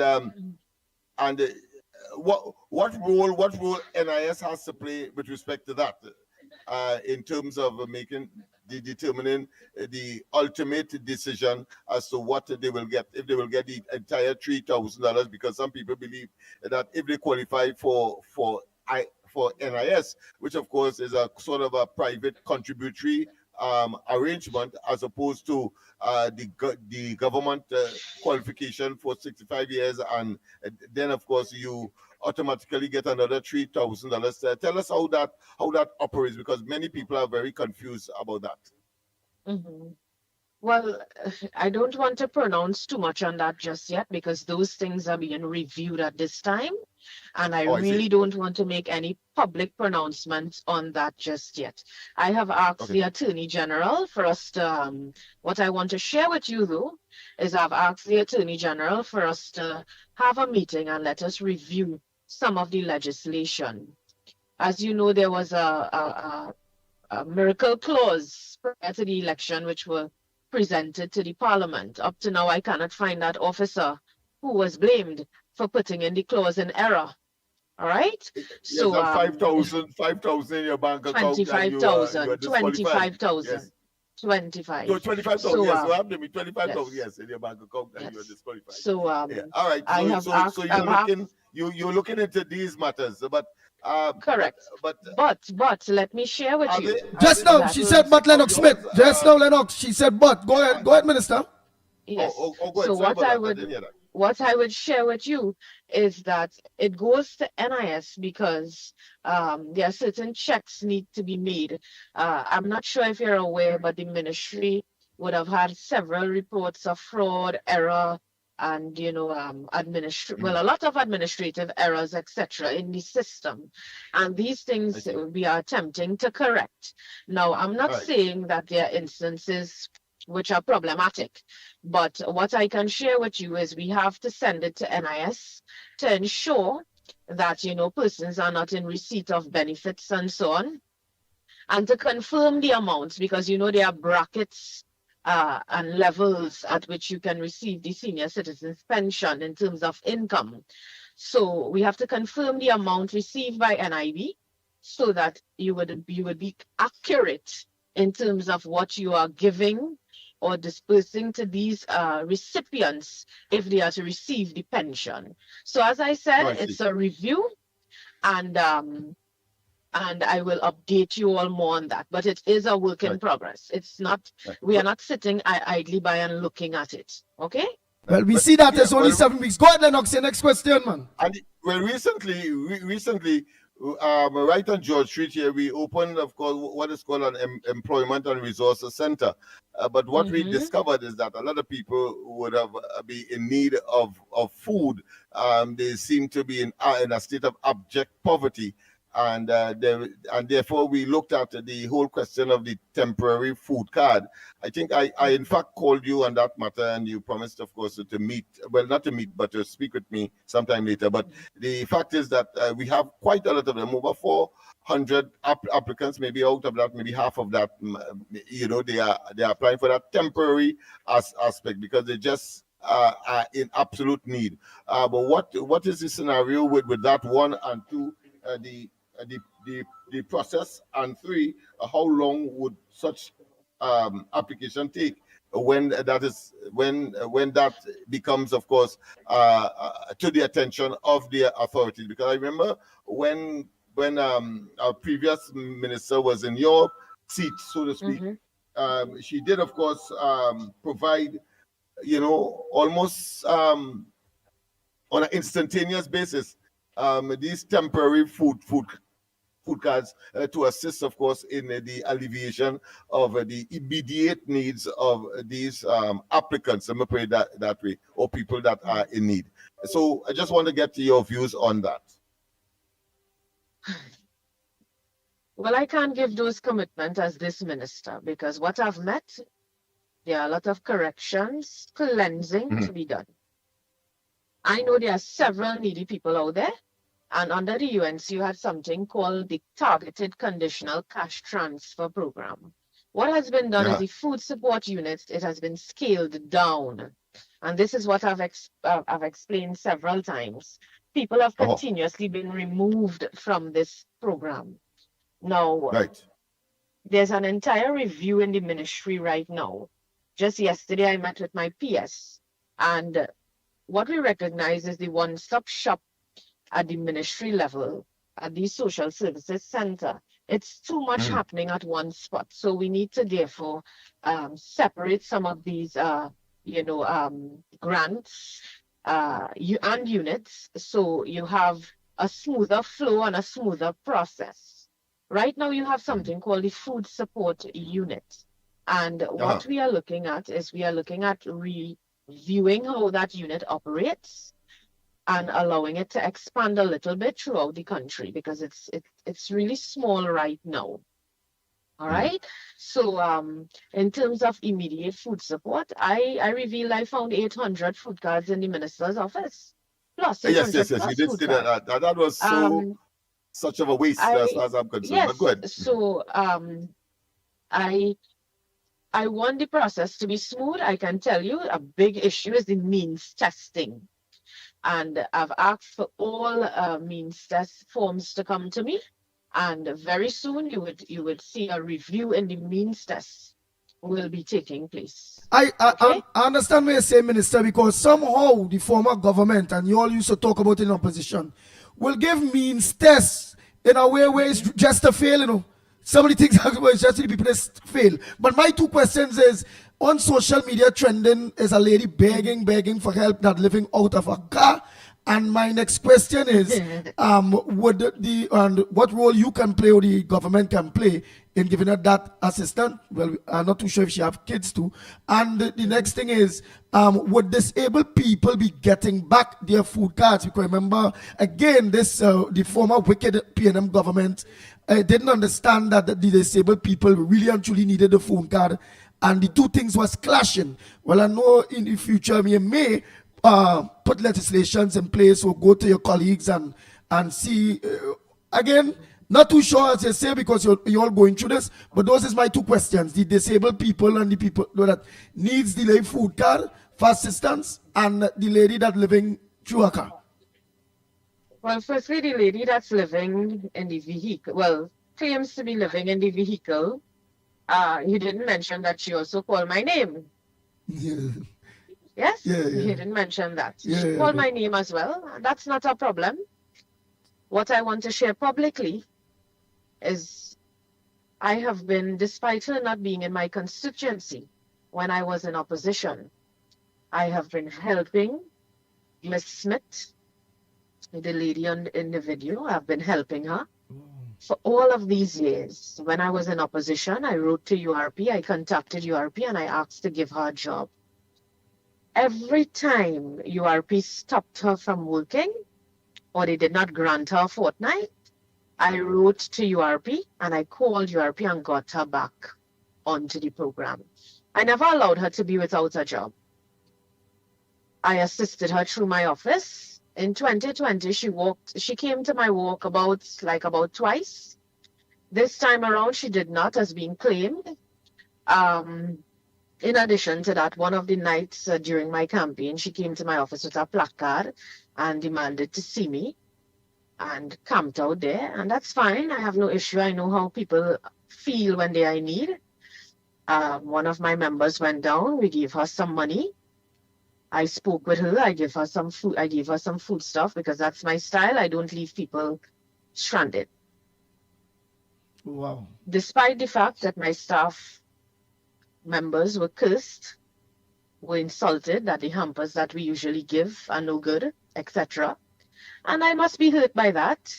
I asked that she also visit her MP. All right. And her MP confirmed with me last night that he has also been helping her. Up to Tuesday, he helped her. She's insisting on the URP. You know what's happening there. So there's a little wait which will take place. Okay.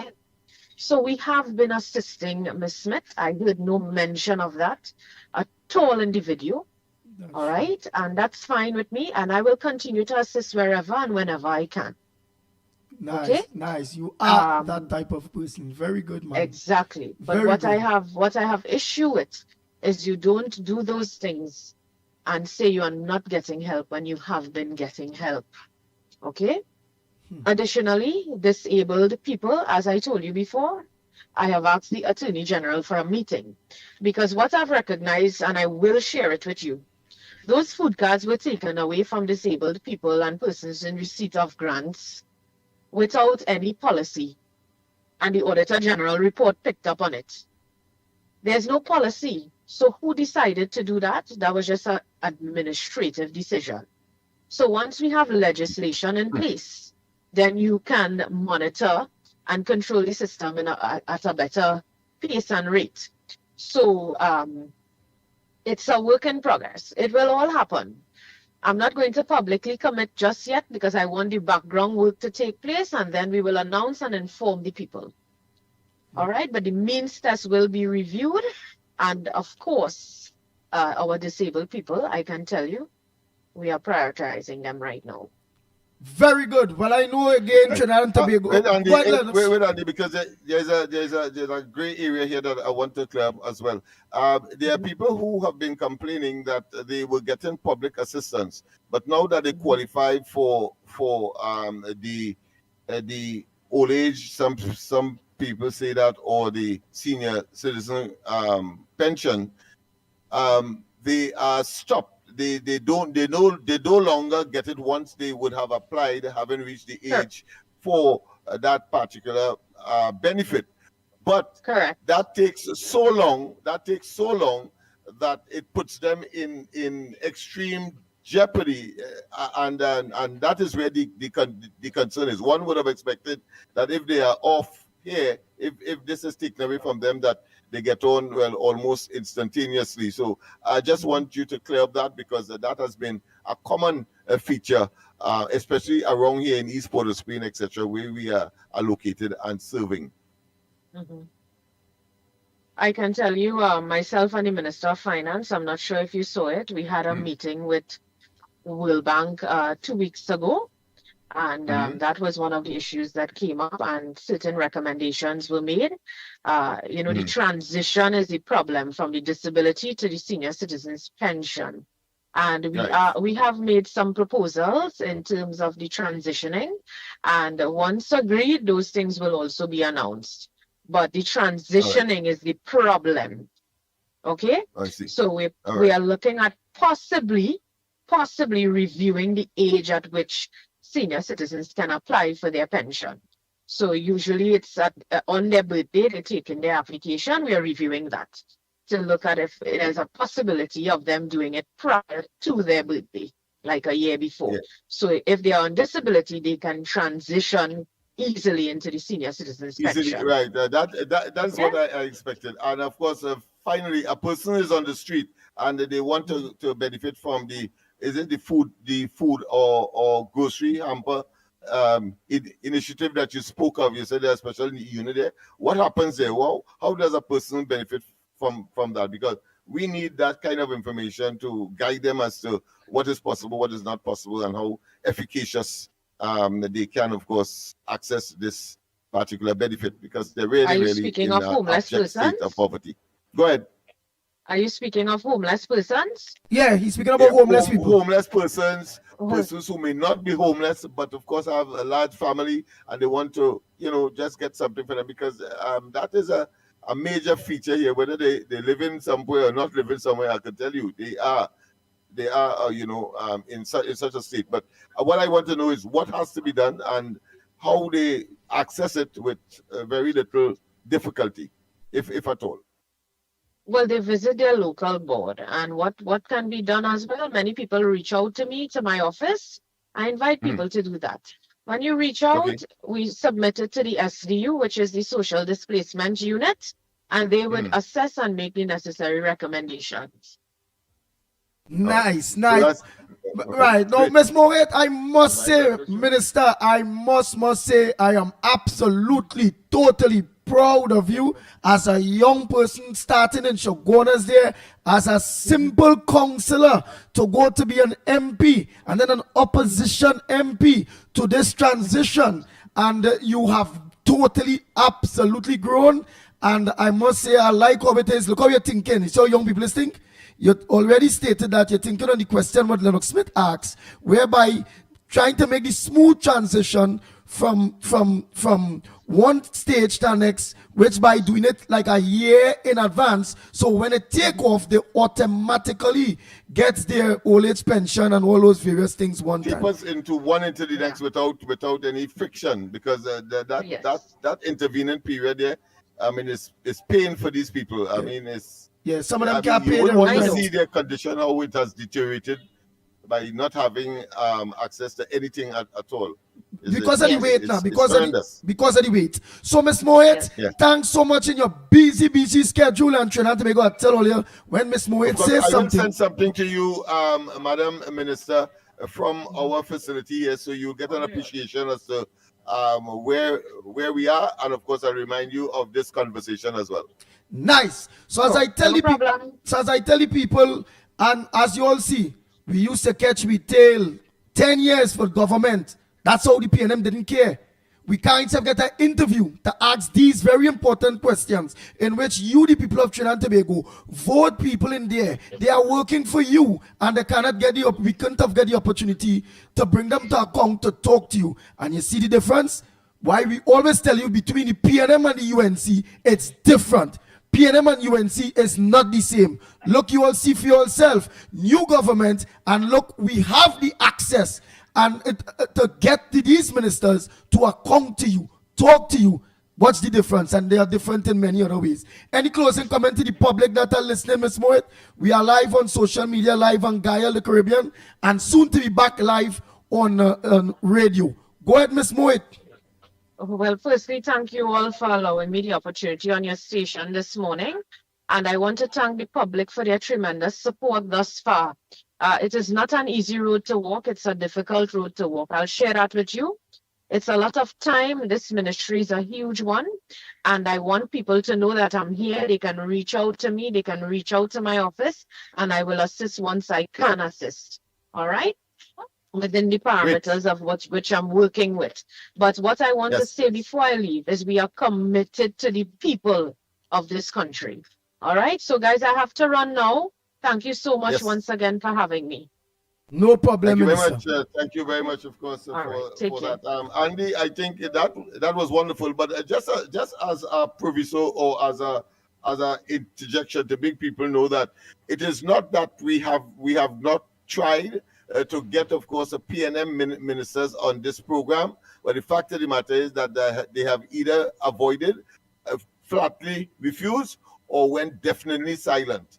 And that has been over the last 9 years prior, of course, to the 28th of April. So I want to make that very, very clear that it's not. We have no bias. We have no bias. What we want to do is to, of course, make sure that you have undistilled or undistilled information directly to you so that you can make decisions, because at the end of the day, it is upon you the final decision rests in terms of whether you go forward or you remain in the situation that you have found yourself and not having a place to, of course, get any assistance. And this is what this is all about. So today I really would want to, of course, commend the Minister Moet, for, of course, her taking time off her busy schedule to, of course, take this interview and to share with the public very vital information, particularly dealing with the poor and downtrodden in this country. Nice. That what we're talking about. Yes, indeed. So, boys, so let me organize now, you all. The lines are open. Whoa, I have some voice notes to play. Yeah. I have no choice. Oh, boy.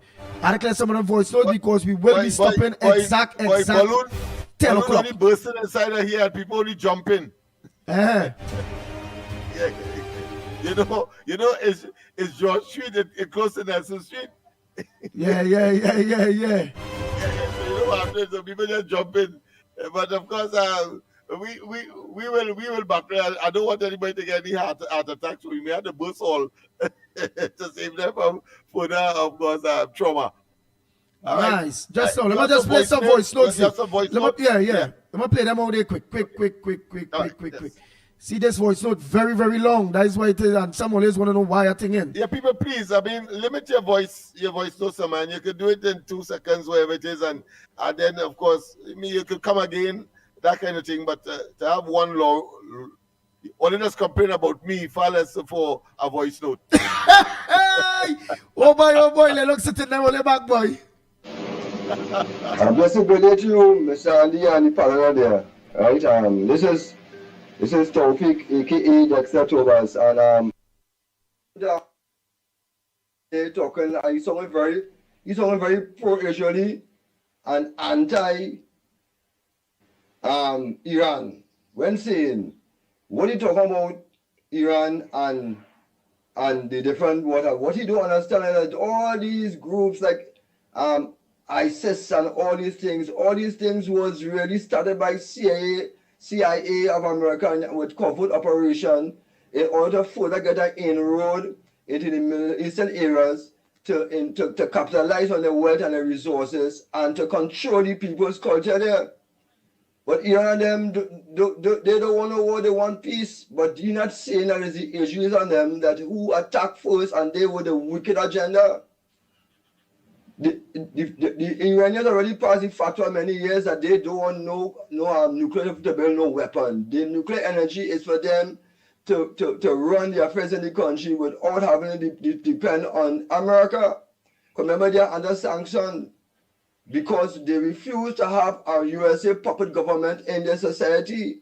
As a matter of fact, there's the people who of Iran, the students and the people of Iran who revolt against the US puppet government, the Shah, who was only, just like what Rowley was doing, pulling the resources of the people, giving it to USA and suffering the people, and only an elite was benefiting.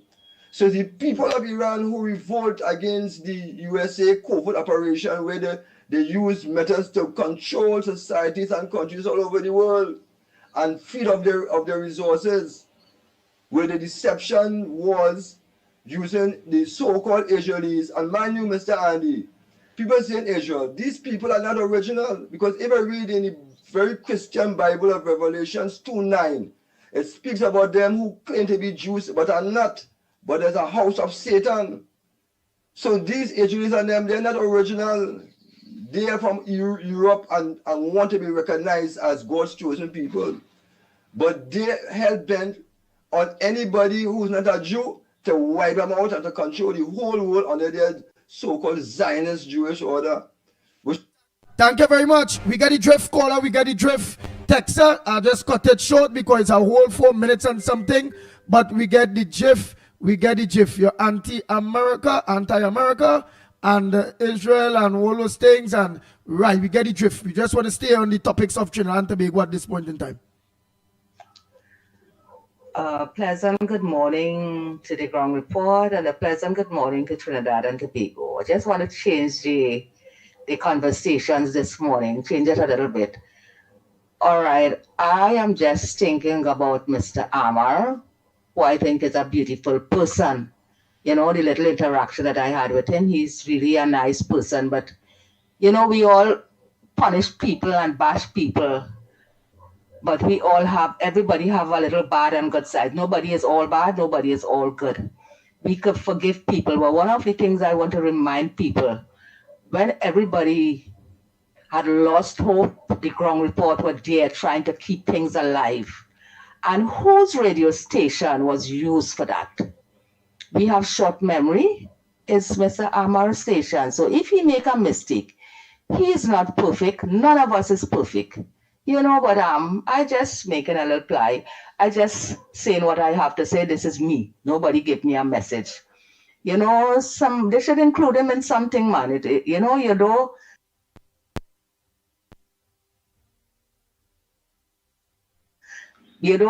Discard people for one little wrong that they might do when they do so many good. You know, he is a wonderful person, and, you know, remember him. You know, I might be singing wrong, biased once, but I think that he should be given a chance. You know, this is just me, because I think that he is capable of a whole lot. I'm playing voice notes. People are not taking no calls. You know, everybody take their chances at times. I mean to say we might find it such a wrong, but whatever. So just give it a thought. Okay? Thank you. Have a beautiful day. Thank you, ma'am. And we always do give that a thought. Again, it's up to Mr. Amar. It's not we left the station. We was put out or run from the station by the influence of his wife. I say no more. But as far as we are concerned, we have no animosity against Mr. Amar. We believe in cordiality, and of course, while teeth and tongue may well clash, because that is human nature. The fact of the matter is that if something is deserving, or put another way, if he is deserving of something, then of course we will be only too willing to, of course, support that and to probably encourage. Rather than, of course, to suggest that there is some kind of enmity and therefore some kind of, let's say, animosity between us. I want to make that very, very, very clear. Go ahead, Andy. No animosity at all. So it's simple. If Mr. Mao could just reach out to us, I don't know. But if he wants help with whatever it is, and we can assist, certainly we will oblige. Good morning. It is being said that the reason why the present Central Bank Governor Larry Hawaii has replaced Hillary is because of the Forex issue. But I also think it's because of the fact that Hillary had refused to allow the Auditor General, Ms. Ramdas, to come in and audit the books. I think it's because they didn't want her there to find out the mischief that was being done with taxpayers' money. And for this opposition, if they have to object to everything that the government is saying or doing, at least please try to sound sensible and logical, please. Nice.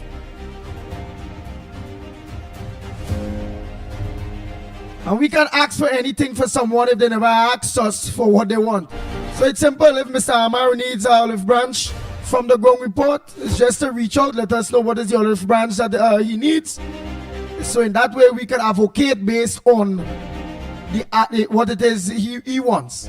But we can't just go and say... Well, I wouldn't use the term olive branch in this case, because olive branch suggests that there might have been, a gesture of peace. I think if he wants something, he could simply ask. There's no question of olive branch or anything like that, because as far as we are concerned, we left there with the highest degree of respect for Mr. Amar and what he has done for the program, the country in particular. And once he would have made a contribution, I mean, let's face it, pushback. He too faced the brunt of the police. Whether it's pushback 1, pushback 2, pushback 3, pushback 4, pushback 5, he used his resources in order. Of course, I remember very distinctly where pushback 5 occurred in the Shogunas area, Edinburgh 500 to be more specific. And he, of course, made all the arrangements. I was there very early, and he was physically there, putting, of course, the tents in place, and of course the PA systems, etc. And we can go on and on. He was there, of course, when we got tear gassed by the police under the auspices of the then administration. So therefore, as far as I am concerned, he has experienced what we have experienced, and it will be remiss of us to, of course, now that things have turned around 360 degrees, that of course we see it as an olive branch scenario, as opposed to a simple gesture of asking, and of course we will accommodate as far as possible. Nice. No one better than you could have said it better. Oh boy, oh boy, oh boy. You said it all there. Alright, let's continue those voice notes. I need to play out those voice notes. Don't make it too long. Listen, good morning. I'm Lennox and Mickie and everyone on the live. Well, my concern today is actually concerning the people of Laventille. It's about time that We do support them. They need us now. And we definitely need them with this local election coming up.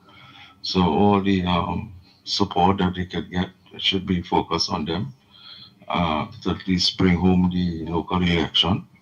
And let me see if we could do whatever is necessary in order to achieve that. So Lennox and his in his constituency needs the support, needs the help, and I think who can help, meaning like the MPs and whoever else is on the wings that already being there, don't leave them behind. Just grab them and let's go and take this other one now, all right? Because the people of Lavender must understand that this is a chance again for them to come out of the hole. So let's get in and let's get out. All right. So blessings everyone. Morning, Andy, Lennox, Mikey. Good morning to everybody. You know what I cannot understand?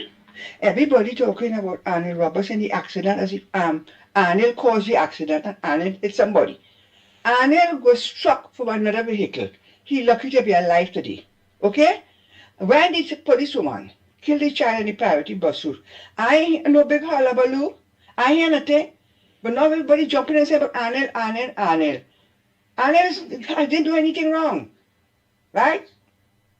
I'm really sorry for the guy who got killed in it, in the accident. But what Arnold didn't cause it? You all have a good day. Morning, Ground Report family.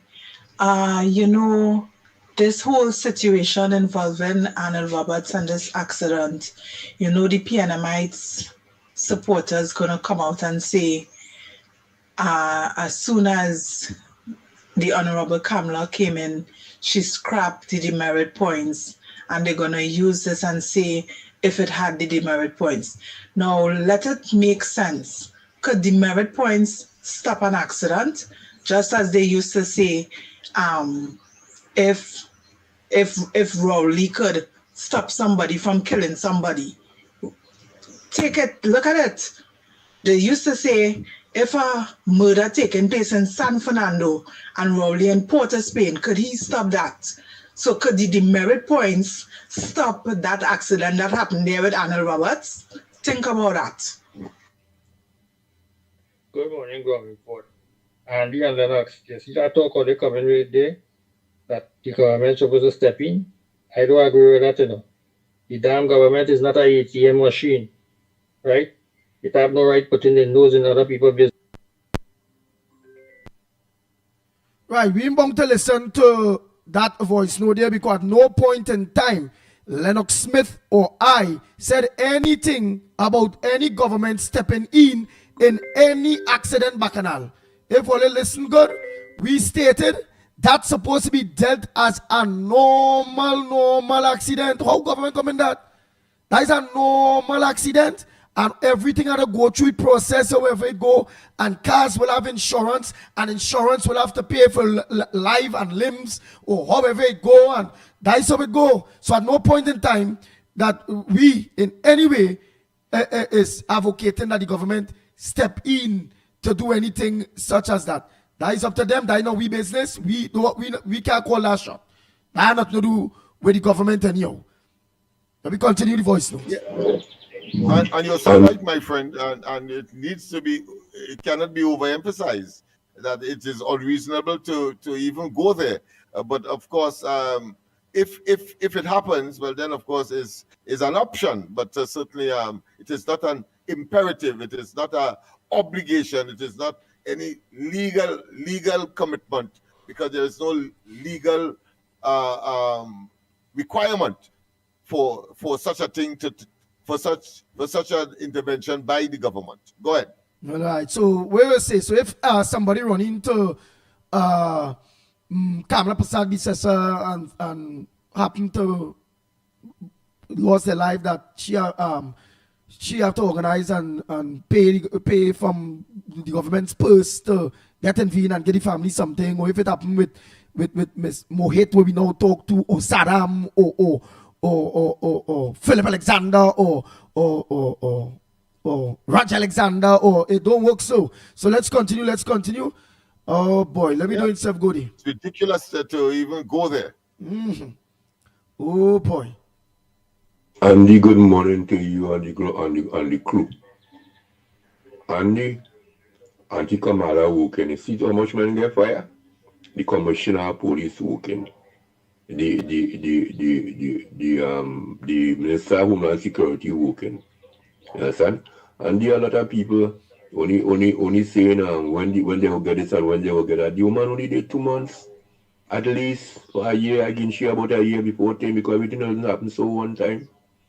And this morning I wake up early and I was looking for from 7 o'clock, but I see only start almost 8 o'clock. You know, but I know things has happened, you know. But Andy, you and the ground report, please. Wait, we didn't start 8 o'clock. We start 6 o'clock on the dot today. Right? It came on our beloved Gael Trinidad and Tobago a little before 8 or so. But don't worry about that, man. Many times our beloved Gael, whether it be Gael Caribbean, Gael Trinidad and Tobago, just be on with us from 7 o'clock. So don't worry about that. So tomorrow, please go just look out for it from 7. And if it is your word before that, just look on to us on social media. So you all who waiting on the television, if you all want to be part of the program earlier than the television, that most times comes on from 7 o'clock, 7 a.m. Gael Trinidad and Tobago is coming from 7 a.m. on the ground report. You all could always get us on social media. We start on social media from 6 a.m. Yep. And you all can get us on Real Media. That's Real, R-E-A-L, Real Media, TT. Or on The Ground Report. All that is on YouTube. Or on The Ground Report, YouTube. Or Corridor Transformation, YouTube. Well, coming back soon will be workers' rights. They have an issue with they're going through with YouTube. And for those of you that have a Facebook account, you all can always get us on Real Media TT on Facebook. Yes, just what it is right here. Will you see it there? Oh boy. Real Media TT. Oh, on The Ground Report. Look at right here. The Ground Report. Real Media TT. You all can get us. Okay? For those of you that watching us on television and can't wait for the 7, you all can always get us on Real Media, The Ground Report and those things, and then you all could always switch your television back on our, I go say, our own, very own local Gael. Switch back on Gael, but don't forget to introduce many other people to Gael. Eh? Let them know if the what the ground report, lock on to the Gael. And let them know what is the numbers where they will get them lock on to 107, man. Some people say it's our next, it's some other numbers. So make sure all you do that for us, please. Let's continue the voice notes. Good morning, Andy. Good morning, Lennox. Good morning, Mikey. Good morning, Trinidad and Tobago. Good morning to everybody who's on the live. Andy, listen to this now. Only looking at the geopolitics and see what's going on. You see America under attack. You see California get hit, right? And Mexico help Iran. Right? The Bella bomb called Doomsday, right? Plus America under attack right now. All in the Middle East attacking America, right? In Qatar and other places in the Middle East. And they attack America directly home in America, right? All California and I think in Miami too, right? So I think that we not being informed. Let me finish. I think while we having problems in Trinidad and Tobago, trust me, right now it seems like the world is on fire, you know. Anyway, that's what I'm going. God bless. Right. I want to think I'm not aware of California being attacked. Unless he's talking about something that happened last night late or this morning early. Lennox Smith, are you aware of America being attacked, California being attacked? Hey, Lennox Smith? So that's why I immediately began, of course, searching. I wanted to find out. That caller usually is pretty accurate. So I don't want to say it's a false alarm or anything like that. But let me check and The see. last thing I So know, I'm the last thing I checking. By know is by that the time we finish, I will get an idea as to what is happening. yeah, the last thing I know is that it had a ceasefire. Trump calling a ceasefire, and that ceasefire was being thing after Iran launched about 2-3 missiles to Qatar. I think they shut down 2. One ended up getting in. The Qatar authorities didn't like that or if it go, and I think that at this point in time, the ceasefire is still going. I don't know anything about Iran hitting anyway in of America interests within the Middle East, or even reaching in to America based on through California or anything like that. I ain't really know nothing about that, but I know that people is following the geopolitics too will clearly air on that. If we miss that, that might be happening this morning here, or early this morning after 1 after 2, where we might be in pick up on that yet. So let's continue the voice notes. I'm scanning, but I'm not seeing anything. That would have been all over America. California terror attack, but that was 1 month ago, so it can't be that. Right. So I was saying, and then not only that, if it was that'd make CNN, BBC, Al Jazeera, everything right we call Trump would have been what? Or they hit California, Iran would have been in trouble right now. Right now, definitely. What? Definitely. And I concur what you're saying, that the United States expected the Iranians to retaliate for the bombing of their nuclear underground facilities. So they did that. They sent some missiles at Qatar, where they have the largest base in the Middle East. And Trump said, all right, okay, so you have retaliated, so everything is all right. But we should now pursue to ceasefire and, of course, diplomatic negotiations. But guess what?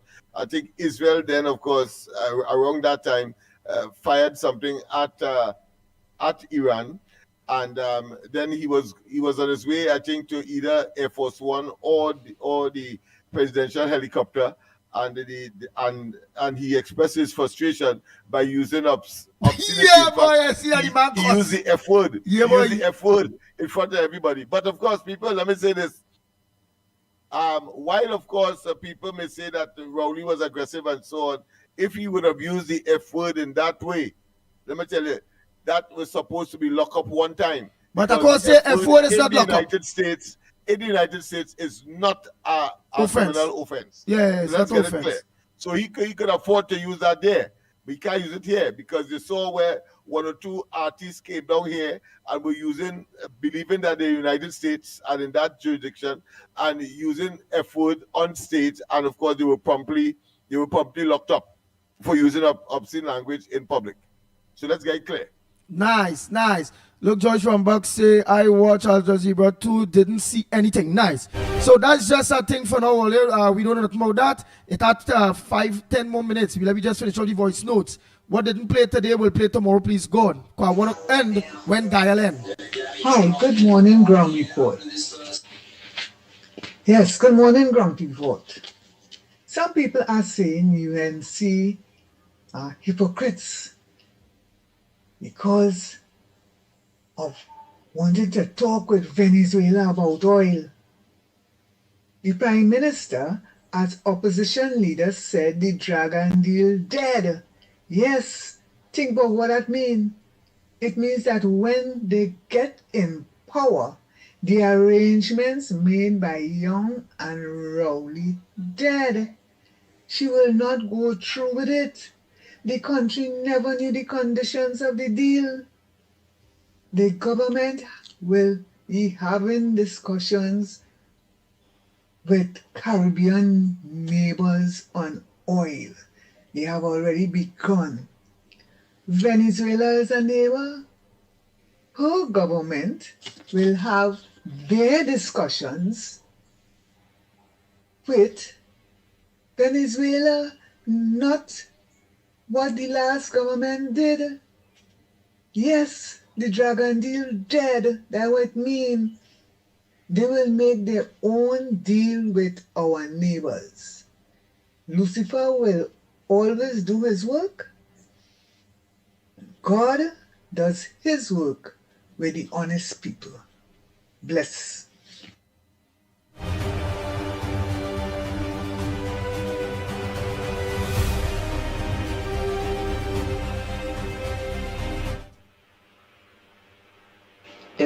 By me, I feel in a kind of way how does people try to come around me for seeing how I feel and talking about as a PNM and brother, I not know PNM and all them kind of thing. I vote in a certain way from since I a certain age. I my late 20s now. You check so I see you know I'm saying is like I don't understand how it is nobody and see it from my point of view now. Boy. I don't know if it's because I'm not from where we from. There's Presgalan here. Mr. Smith know where we coming from and how desperate the situation does be sometime. You check? I just find that when the UNC went in, that it just should have some immediate impact one time on people now, boy. People get thing and just settle a little bit now, boy. You know, because out of desperation, a man went and read up the finger too, you know. So don't feel no way too. I just I feel like kind of how nobody in see it from my point of view. Like Mr. Smith could talk on my behalf or like but I would have scored from on the beat you understand? And when I say 6 months, me I know how it is going on. It's 2 months now, but I could call you back in 6 months and show you boy. You understand? Nice. And I want you to keep sending your voice notes. Find your confident. Have dropping a young brother from Lavanti or wherever you're from, or if you go, I find your confidence drop. Yeah, that's it. Just on Lennox. And remember, you have your opinion. You go ahead with your opinion. It have some people will hit your opinion. They may watch it however. Please don't study no one. Please don't study no one. Right? You then make a mistake and say 6 months now they in power. They know this only nearly 2 months now.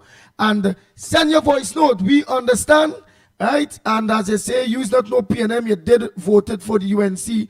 And I see the drop and the disappointment with it go. It have some people will get that. So I don't want this to deter you from making a contribution. And however it's talk, boy talk. Remember, you have more confidence in saying, hey, but dog boy, and this going on by dog, and think talk, say your dog. I don't mind that neither, right, partner? Come with your dog. Right? This is what's your contribution that he made. Just now, Lennox, just now. Let me let the people hear so all they will try to hear him. Understand what he's saying, knowing that only see he. No, but give him advice. I just said not with obscenity, that's all. Yeah, just avoid the obscenity. Just avoid the obscenity, right, dog? So dog, come express itself, dog. We understand what you're saying, dog. You talk, don't curse nothing, dog. Talk in any way that makes you feel comfortable. Say you'll have a flow, dog, because that lost voicemail, dog, it didn't flow, dog, because you start to study with the people criticizing you based on your contribution, dog. So don't let nobody thief your thunder, dog. And if they didn't understand your dog, it have some will understand what you're saying, dog. It have some wouldn't. Just like it have up, dog, it have down too. So let me play a dog voice note from yesterday that everybody come down on him and he said that nobody didn't understand what it is he's saying. So let's play a dog voice note there quick there, boy dog.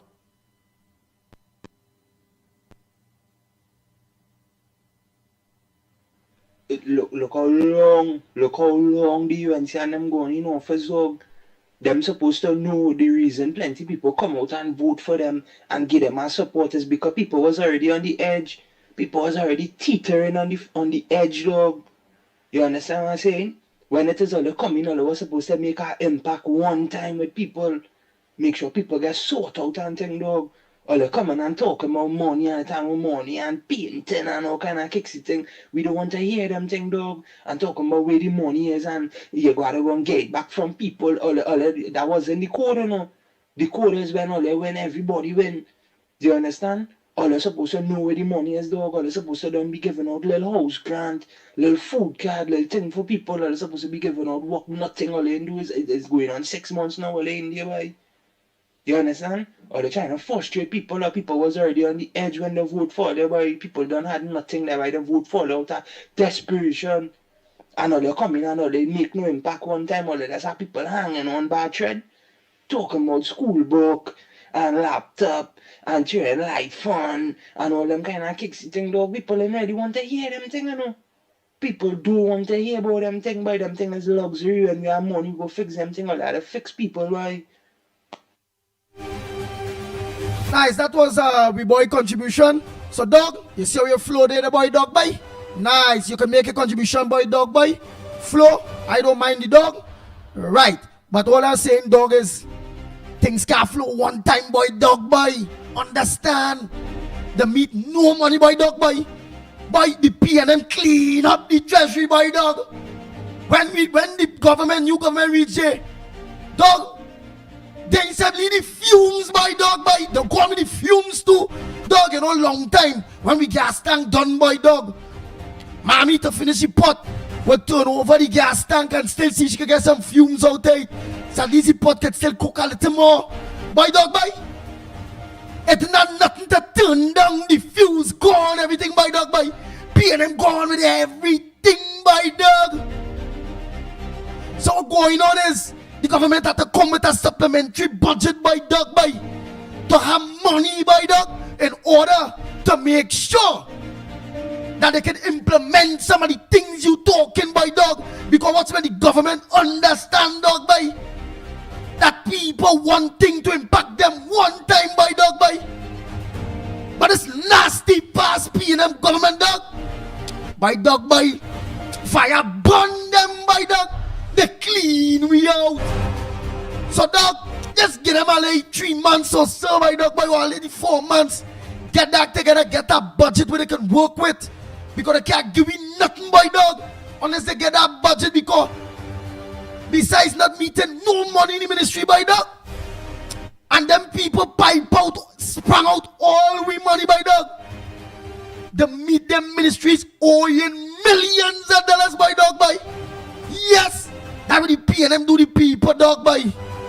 But we sympathize with you, my brother. Whole little strain. Because the new government hands are tied until they can have money to be able to implement some of the things, by dog, that they want to do for us. So that's whole strain, by dog, by. But don't stop calling the program and expressing yourself.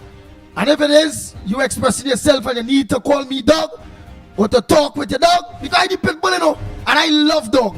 So I like when you're calling and you're saying dog, boy, because dog is a good thing. Dog is a man's best friend. Nice. It's 1 minute past the hour of 10 o'clock. We'll play the rest of voice notes tomorrow, please God. Don't forget tonight, Corridor Transformation with yours truly, Lennox Smith, at 8 p.m. And let me say, you all could have choose anywhere else to lock on.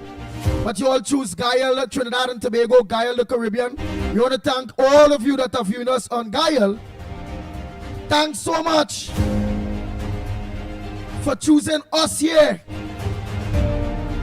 For choosing the ground report on Guyal, Trinidad and Tobago, on Guyal, the Caribbean. Our very own. Let me say a pleasant good morning to Errol Fabian and his beautiful wife. A pleasant good morning to you all, management and staff of the Guyal. Good morning to each and every one of you. And we are grateful to be using this platform, the Guyal, to be able to spread the message to the people of Trinidad and Tobago. And not no wrong messages. The platform of truth. For those of you that are looking to us on social media, Thanks so much. You all could have chosen any other forum to lock on to the ground report, but you all choose Real Media TT on Facebook, Real Media TT on YouTube, Corridor Transformation, the ground report on YouTube. Workers' Right platform will be back up and running sometime soon. Again, so thanks to each and every one of you for choosing this program. On behalf of the ground report team, I'm Andy Williams, better known as the Pitbull of Radio. And I must say, same time, same place tomorrow morning, please God, at from 6 a.m. to 10 a.m. We are out of here.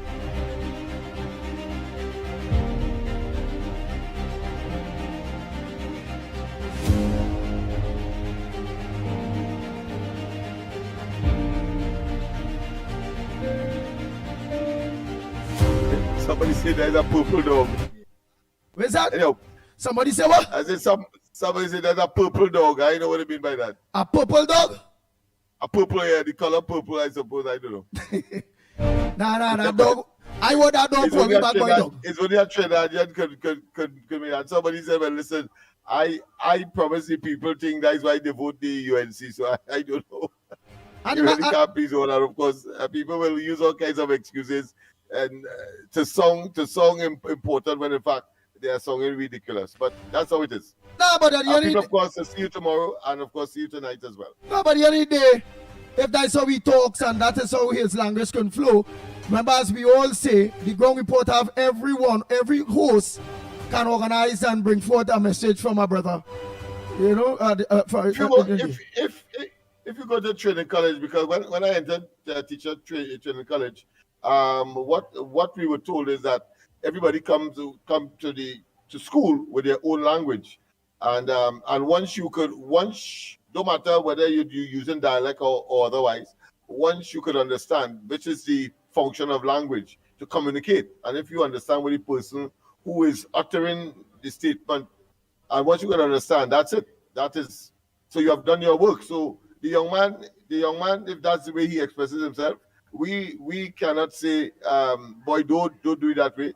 Probably there may be a right way. Standard English is considered to be a foreign language. But when we go to training college, most teachers will know that. And the dialect, as what he's speaking there, is what is considered to be our natural tongue. Nice. So, partner, when so why this talk well broken to it, and people say, boy, what the hell the Pitbull doing on the radio? Look how we just talk. He's supposed to talk like Lennox Smith, Big Word Man, and Michael Kerr. And look how I just talk. By dog, I just talk just like you, by dog, by. So, dog, we look forward in your contribution tomorrow morning, please, God, by dog. Let me know in what way. Yes, indeed. I want to endorse that, yes. Yeah. So, all the rest of dogs out there that, you know. And I want to tell the dog, yes, he's right. I know that too, what you were saying, so I empathize. That is why I spoke to the minister in the way how I did. And in fact, based on what you said, I am going to, of course, engage her based on what we have been confronted with here at the center. Nice. So tell the dog now, man. Talk like the dog, Lennox. Let me see. Because we go bite your tongue there. So send a message to the dog there. Hey, dog, bite. Yeah, let me talk. I just sent no, it. Well, and he understands. No, talk like how I talk there. Let me see. You go bite off your tongue. Now we're with you. You go bite your tongue off. You can't talk small words. Talk small words every year in Lennox. Talk to the man. No dog. Wait. No dog. Give me a break, please. Oh God. Wait. I'll just look at the dog. You go ahead. Morning caller. I would desist. Yeah, morning to the ground report. Yeah, Mike. Good morning. Here it is. I want to tell I speak with them on a daily when you basis, go in and parliament talk to me in that way, and we understand each other. That is most important. Something. No, caller. I thought he could call my name. He could say that Mr. Smith understand that. Why I think he say that? It's because we talk in the same language. Purpose. Yeah, but why? Same purpose. All right, but even though, of course, we will present it differently. Yeah, but don't play no hoity thing here. Let me hear how we just talk ghetto. You don't tell me when to do it and when not to do it. When they come to me, I will accept that. I will listen. I wouldn't even talk. Lennox Smith, you can't talk ghetto. That was going on with you. If you start to talk ghetto, your tongue go fly out your mouth, blood go be spraying all over. Yeah. So why you telling me only? Why you telling me? Why you telling me you only let's talk that privately? So why you think he's saying what he's saying there? Man, dog boy. I know what to talk ghetto when I got sit down on the block in Beetham or in Pisgalans or in Belmont or right out here on George Street and Nelson Street. I know when to talk ghetto. Nobody could talk ghetto like me. Nah, boy, dog boy, I find you supposed to talk the like ghetto there for me. Let the people here so the rest of dogs and them that lock on Jen because they know they find a good program, dog boy. You understand? Because the youths always looking for a program where they can express itself now. Because in society here in Trinidad and Tobago, boy, you dog, just feel well. Because we talking so, we's not human, boy, and we not making sense, so we just keep away, boy, dog boy. You understand, dog? You doing a good job. You doing a good job. Why must I add when you're doing a good job? Come on, man. You're the specialist. No, but I want to, because I want to see boy dog boy. Because you're from Lavanti boy dog. All that big words spreads. Like you eat an encyclopedia boy dog boy. Some of them think me understand what you're saying boy dog. You ain't talking for me boy dog. So I want you to talk for me a little bit to understand my boy. Talk my language my boy dog boy. You can talk my language boy dog. People of course, we'll see you tomorrow. Have a wonderful rest of the day. God bless. I think about the people, medium na man.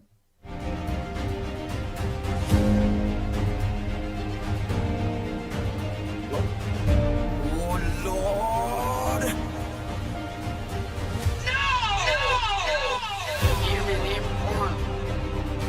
The Ground Report with Mickie K, Andy Williams, and Lennox Smith. Bang, bang, bang, bang, bang, bang, bang, bang, bang.